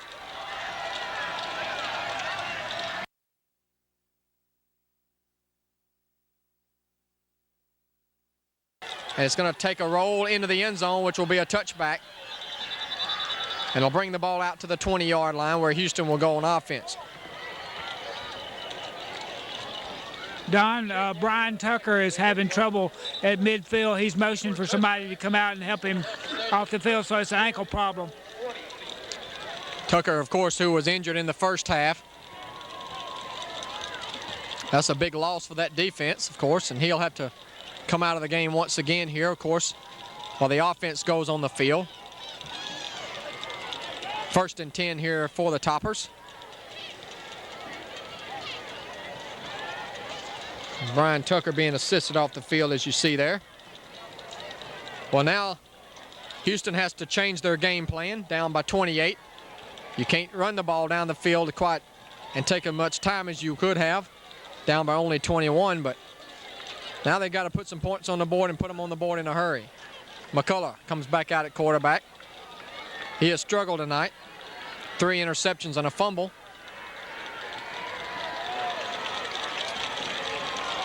Five turnovers overall, and all 5 turnovers have led to Amory touchdowns. Tyrell Harrell sweeping left, has some running room, breaks a tackle and gets up to the 29-yard line where he is finally wrestled out of bounds, but not before he picks up 9 yards.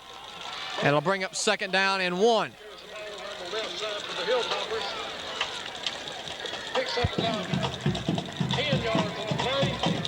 Well, there's 8 seniors on this team that possibly could be playing their final home game of the season, unless the Hilltoppers rally. And they're 8 very key players to this team that the Hilltoppers will have to try to replace next year. But they have some good young talent as well on this squad. McCullough gives to Griffin. Griffin has a 1st down as he gets to the 35-yard line. A gain of 6 on the play. That'll move the chains. Griffin on the carry. Picks up about 3 yards.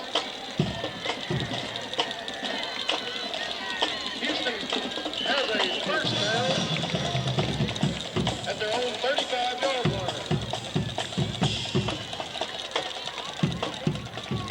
1st and 10 for the Hilltoppers at the 35 with just over a minute to go here in the third quarter.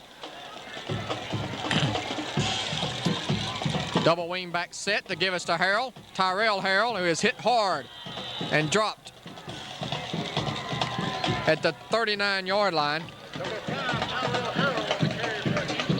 Tackle made by DeMario Reddick after a gain of 4 yards. It'll be 2nd and 6.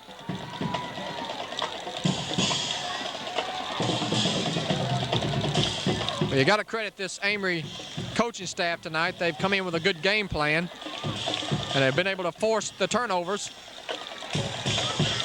and take advantage of Houston's mistakes and have a big lead right now as Griffin is going to be stuffed, and he will not be able to reach the 40-yard line. It's about 4 or 5 white jerseys there.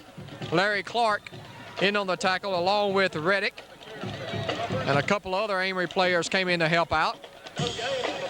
Be a loss of 1 back to the 39.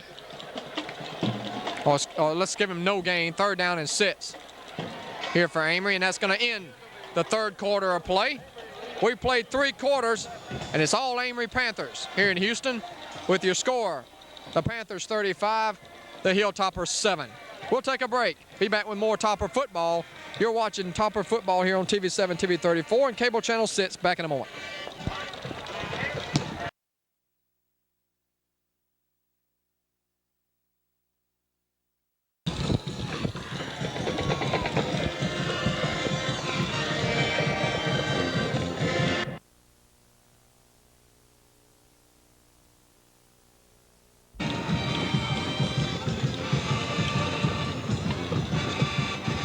We're back here as we get ready for the fourth quarter of action. Houston with possession of the football. Antoine Harrell is hit, and Antoine Harrell is dropped. well short of the first down at the 40-yard line, and Houston will most likely be forced to go for it in this situation, down 28 points at their own 40-yard line. Looks like the special teams unit, though, is coming on the field for Amory, so Houston may go ahead and punt it away here. On 4th down and 5 yards to go, McCullough drops back. Doug Jones stands back at his own 29. The second punt of the night from McCullough. And now Houston is forced to take a timeout on special teams, and that's a huge mistake there. You never like to burn those timeouts, especially when you're down in the football game by 28. So now they're down to 2 timeouts remaining here early in the 4th quarter. This game also brought to you tonight by Bargain Warehouse here in Houston, Chickasaw Equipment Company, also Dixieland Manufacturing, Quick Cash, talk to Rhonda or Vicky, and also Home Discount Lumber and Supply.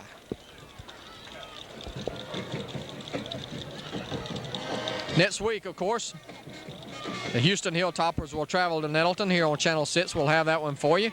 Other games we'll be covering will be Pontotoc, as they'll be playing North Pontotoc up in Ecru.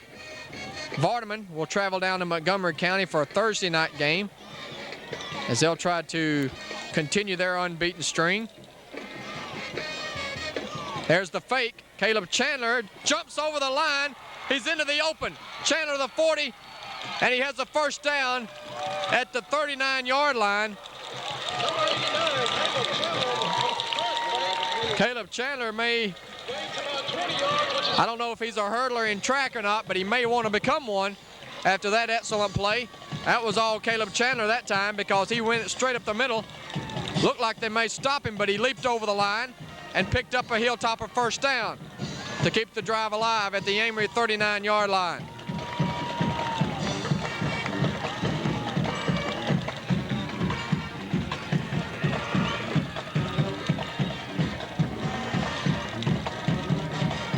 So first down for Houston at the 39-yard line. They give us to Griffin up the middle, and Griffin carrying tacklers down to the 31-yard line. 8 strong yards for the fullback Griffin. They'll be second down, 2 yards to go now from the 31. We talked about those Vardaman Rams who came into the night, one of only 9 teams in the state that are undefeated. Of course, one of those teams, Shannon Red Raiders, will be taking on Amory next week. Here's the give to Marco Robinson. Robinson is going to be dropped at the line of scrimmage for no gain.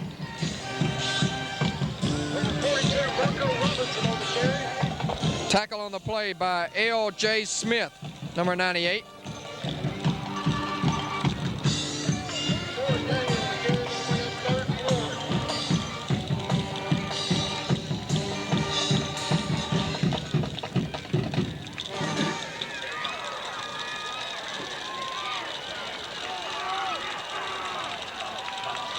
Third down, 2 yards to go at the Amory 31. The give is to Griffin, and he is stuffed in the backfield. Credit number 45, who came in untouched that time, Alex Smith, the junior linebacker. Nobody got a body on him, and he came through to hit Griffin for a loss. Back to the 32-yard line. And it'll be 4th down and 3. A big play coming up here for the Hilltoppers. 9:24 to go in the ball game. Houston now facing that game clock is just as important as trying to score against this Amory defense.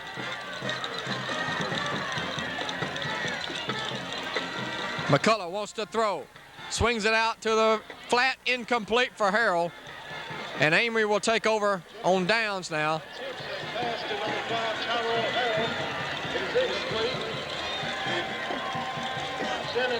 So Amory will take over the football now at the 32-yard line, and that will send a few more of the Houston faithful to the exits. And really, it's unfortunate for this Hilltopper club, as well as they have played this year. Just coming in tonight, just the turnovers have killed them the entire night. 5 turnovers. We continue to point that out, but that's been the key. Amory, got to give them credit. They've taken advantage and put 35 points on the board. Here's the give to Clifton Moore. They're just going to try to pound him now as he goes straight ahead. It's a good time to use Moore, who should have fresh legs. He hasn't been used a whole lot tonight. And he got good yardage up to the 38-yard line that time for a gain of 6. It'll be 2nd down and 4.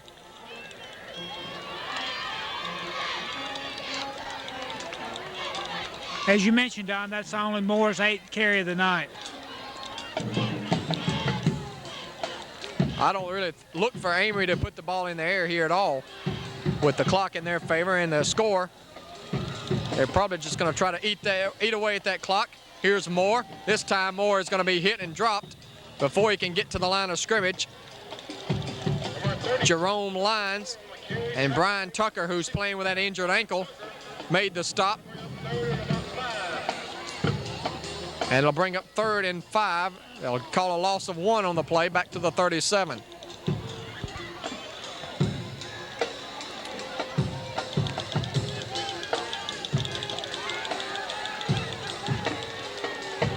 Option to the right. They give the first man through. He's wide open. Gilliland to the 35 and down to the 30.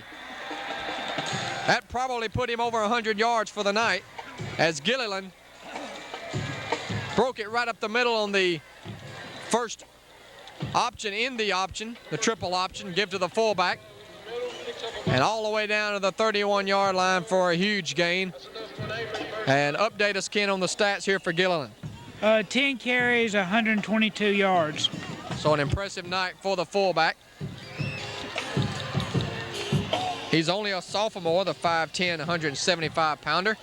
This time it's going to be the quarterback. Keeper Mooneyham is dropped for no gain on the play. So he's able to dive back to the line of scrimmage. Quarterback sacked by number 24, Rodriguez Holman, and number 84, Jerome Lyons. Holman and Lyons on the tackle for Houston. It'll be 2nd down and 10.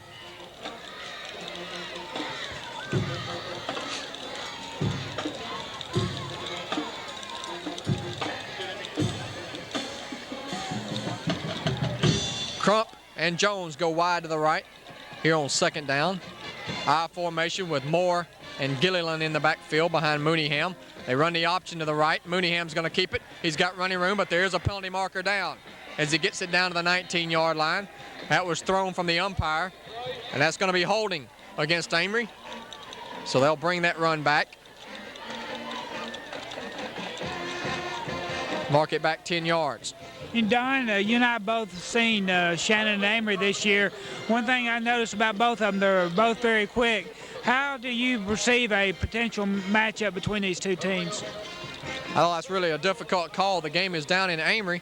Of course, we don't know a whole lot about the Travis Johnson taking over that offense, but it appears after the score we saw tonight that he looked pretty good, of course, against South Pontotoc, though. I don't know how big of a test that is for the Shannon Red Raiders, but I'll tell you what, as good as Ken Tops is, they have a lot of good weapons on that Shannon club there, Ken. They'll back it all the way up to the 40-yard line. 2nd down, 19 yards to go now.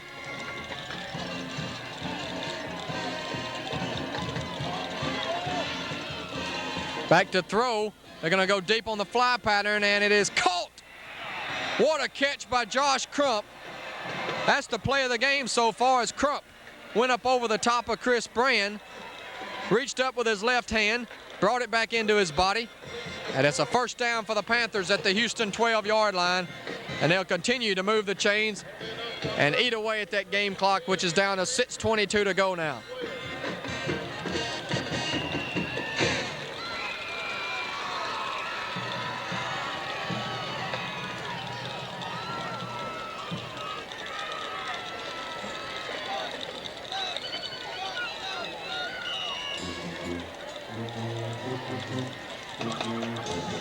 First and 10 at the 12-yard line for the Panthers. Got to be impressed with the way Mooneyham has directed this offense tonight. He's played a consistent ball game. Hasn't made a whole lot of mistakes other than the bad pitch there in the first quarter. The give to Gilliland up the middle, and Gilliland's going to score. He'll high step it into the end zone from 12 yards out. And the Panthers, for the first time tonight, have scored without it being coming off of a Houston turnover.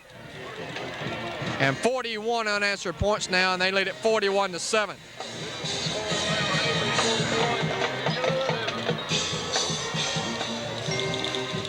Extra point coming up here to try to push the lead up to 35 now. And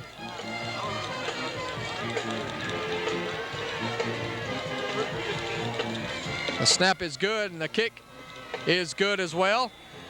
5:56 to go here in the fourth quarter. And it's all Panthers here tonight from Houston. They lead it 42-7. We'll take a break. Be back with more after these messages. Stay with us, everyone.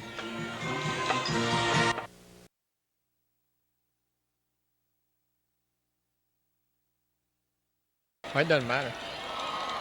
Welcome back, everyone. 5:56 to go, and the Panthers are well in control of this one. And the Hilltoppers have played their worst game of the year, and it comes at the most inopportune time with a playoff berth on the line, and looks like the Houston Hilltoppers going to be left out of the playoff picture once again. Here's Marco Robinson back up to the 20-yard line. It's been a good season, though, I tell you. At the beginning of the season, having lost several key players, and Shane Stafford, of course, transferred out, and then the loss of Nick Davis, the running back, who was so instrumental in the victory last year over Amory. They came in with a running back by committee, and they've really stepped up and done a good job this year.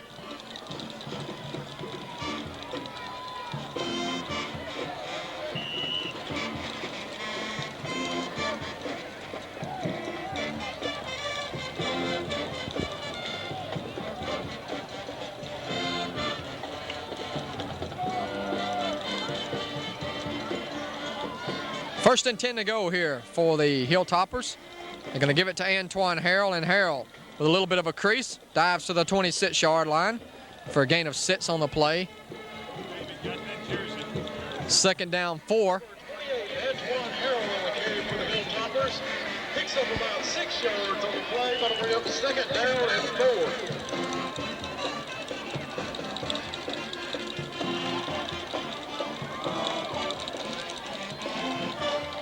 I'm not sure where we'll be next week. Again, I think we're going to head on down to Montgomery County Thursday night for the Vardaman Rams, as they'll be trying to close out the regular season in dramatic fashion, as the give is up the middle for no gain.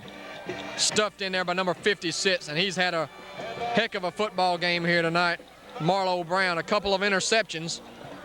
One of them returned for a touchdown right before halftime, and it's, let's give him a yard on the play to the 27. It'll be 3rd and 1.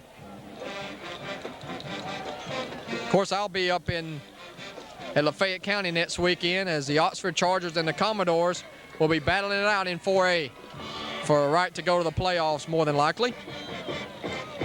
McCullough to throw, swings it out, and it is incomplete. Griffin, the intended receiver in the area, but he went in. McCullough threw it to the sidelines. It'll be 4th down.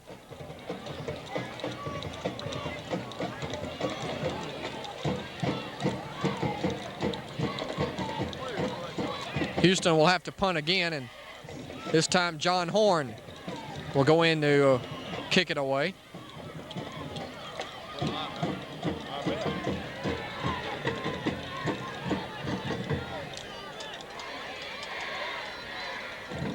Nobody back for Amory. They're not going to respect the fact that they will punt it. This punt went straight up in the air, hits at the 46 and down at the 45-yard line by Jerome Lyons. 35-yard kick, no return, and Amory takes over on offense, up 42-7, and right now just really needing to run out the game clock here with only 4:23 to go.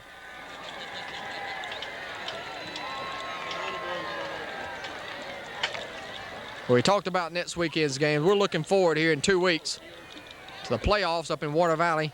The Blue Devils will be hosting either Ripley or Pontotoc. Pontotoc has to win by 9 points over Corinth tonight to get the number 2 seed.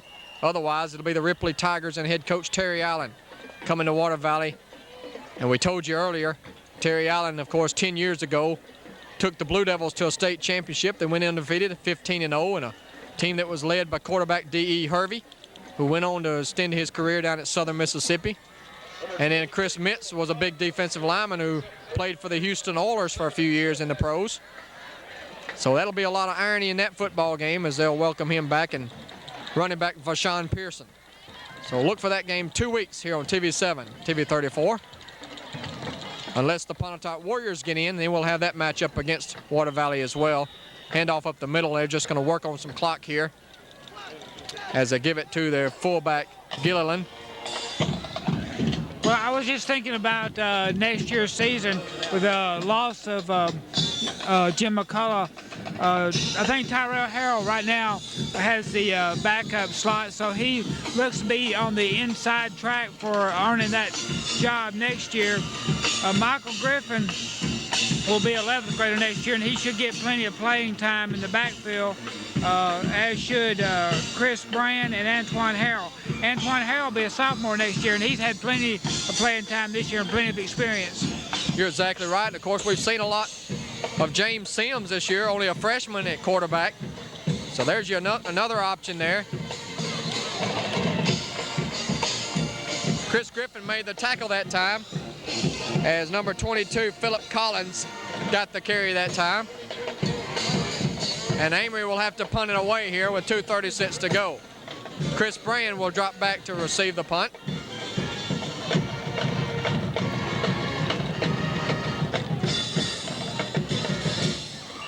Well, I'm looking forward here in a couple of weeks. We'll kick off the basketball season. We'll be bringing you Oxford Charger basketball, of course, and they've got the talented Benny Denton, Dandy Dozen, 6'3" swing man. There's a kick, going to hit at the 37-yard line and down at the 36. Oxford comes in ranked number 2 in the state right now, only behind Jackson Murray in the preseason basketball poll. So we're looking forward to that. We'll have the Tri-County tournament coming up in a couple of weeks as well, with all the county schools involved in that.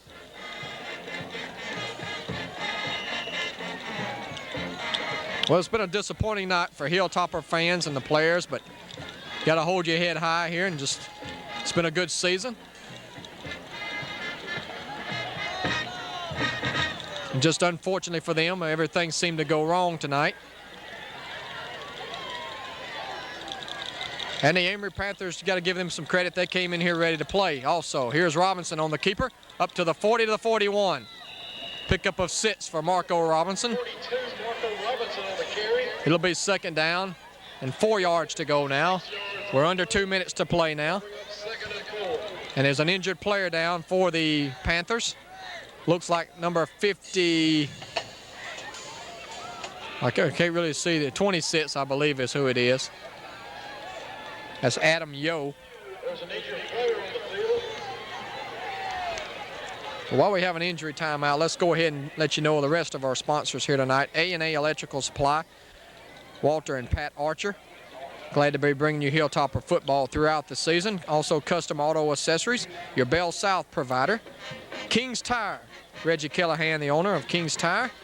Also, Pilot Wholesale Furniture. Griffin Motor Company, Highway 15 North here in Houston. Union Planners Bank. And also Classic Exteriors, Vinyl Siding. Mr. Gene King out there with all your vinyl siding needs. Well, Ken, I think it's safe to say that the player of the game tonight has to be from the Amory Panthers, Gilliland. He had a super game tonight rushing the football from the fullback position. He really did. He had over 100 yards, average probably over 10 yards carry, and so excellent night for him. Also, congratulations goes to the number 56 for Amory, intercepted 2 passes, which really turned the game around.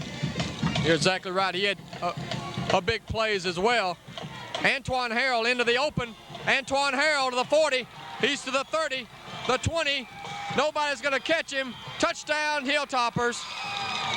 Antoine Harrell, 58 yards to pay dirt to put the Toppers on the board here with 1:25 to go. And that's a young man that the Hilltoppers have to look forward to in the future. He's only a freshman. He's going to be a great one before he leaves here. Oh, that's true. I was about to say the same thing. They do have something to look forward to, and he and Griffin and Tyrell Harrell is also going to be. He's an excellent runner, and if he earns that quarterback slot, so look for a good running team next year. Yeah, we may even look at Houston maybe to go to some type of option game with Harrell, such a good runner, try to get him out wide. Extra point coming up here for John Horn. Horn puts it up, and it's through. That cuts the lead now to 42-14 with 1:25 to go. And we'll keep it here as we approach the kickoff coming up here by Houston. Number 69, John Horton's extra point is good.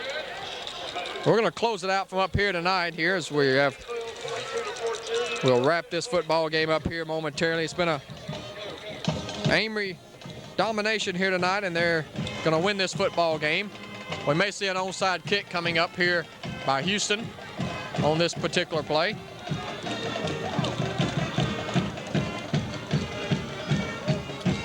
It's going to set up a pretty good showdown like we talked about earlier next week.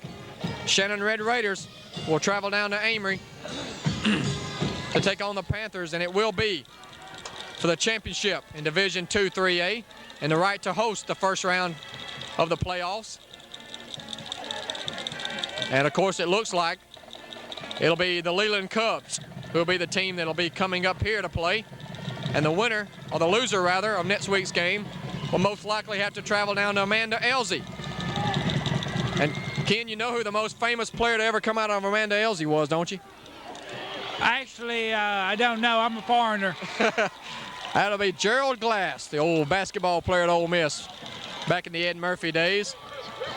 And Glass and Chris Jackson used to battle it out for the scoring championship a couple of years there in the late 80s. I knew you were giving me one before my time. I didn't move to Mississippi until 90. Okay, I'm going to let you by with that one then.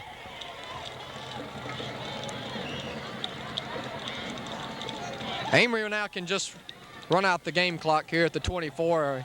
It's under a minute to go. The clock is running.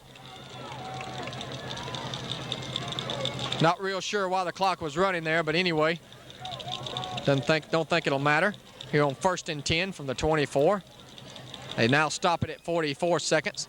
Quarterbacks go straight ahead. That's your backup quarterback in the game now. Number 11, Dustin Shields, takes it forward to the 27, a gain of 3.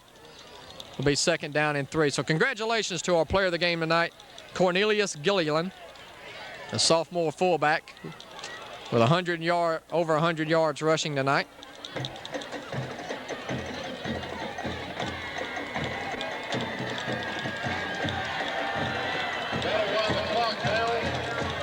Amory may not have to run another play. They won't. So that'll do it. The Amory Panthers have come in here and shocked the Houston Hilltoppers with a convincing 42-14 victory. And the Panthers now have assured themselves of a playoff spot. And they'll either be the winner or the runner-up in the division. The Shannon Red Raiders are also in the playoffs now. And the winner of the game next week down in Amory will win the division. The loser will be the runner-up. So Houston still has one game remaining over at Nettleton next weekend. And even though it will not have any outcome as far as the playoffs are concerned, they'll finish it out for this senior group of 8 players who will play their final game in a Hilltopper uniform next week. That's going to just about do it here from up top. Amory wins at 42-14. Ken, any final comments here? Yes, I wanted to thank the people of Houston and those associated with Houston High School for their kindness and generosity they've shown to us this year. Exactly right. We couldn't have asked for any better hospitality here at Houston. We want to thank all the sponsors, too, that have helped bring these ball games to you each and every week. And, of course, we still got one more to go, so it's not over yet. But the Amory Panthers came in here tonight and took advantage of the Houston turnovers. And 5 Hilltopper turnovers turned into 35 points, and they went on to win it 42-14. We're going to close it out now, and we'll look here next week, of course, well, we'll be up in Lafayette for the Oxford-Lafayette ball game, and also have the Vardaman Rams for you as well on TV7 and TV34. For William Morgan, Ken Johnson, I'm Don Brooks saying so long. We'll see you next time, everyone.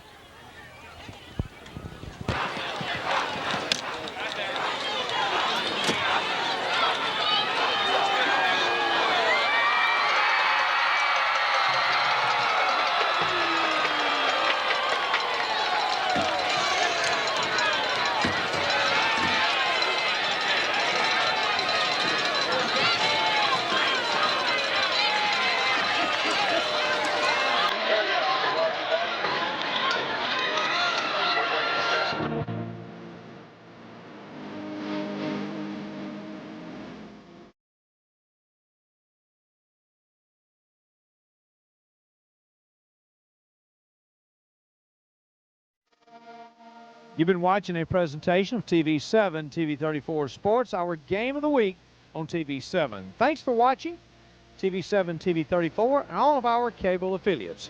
Join us next week for our game of the week in high school football.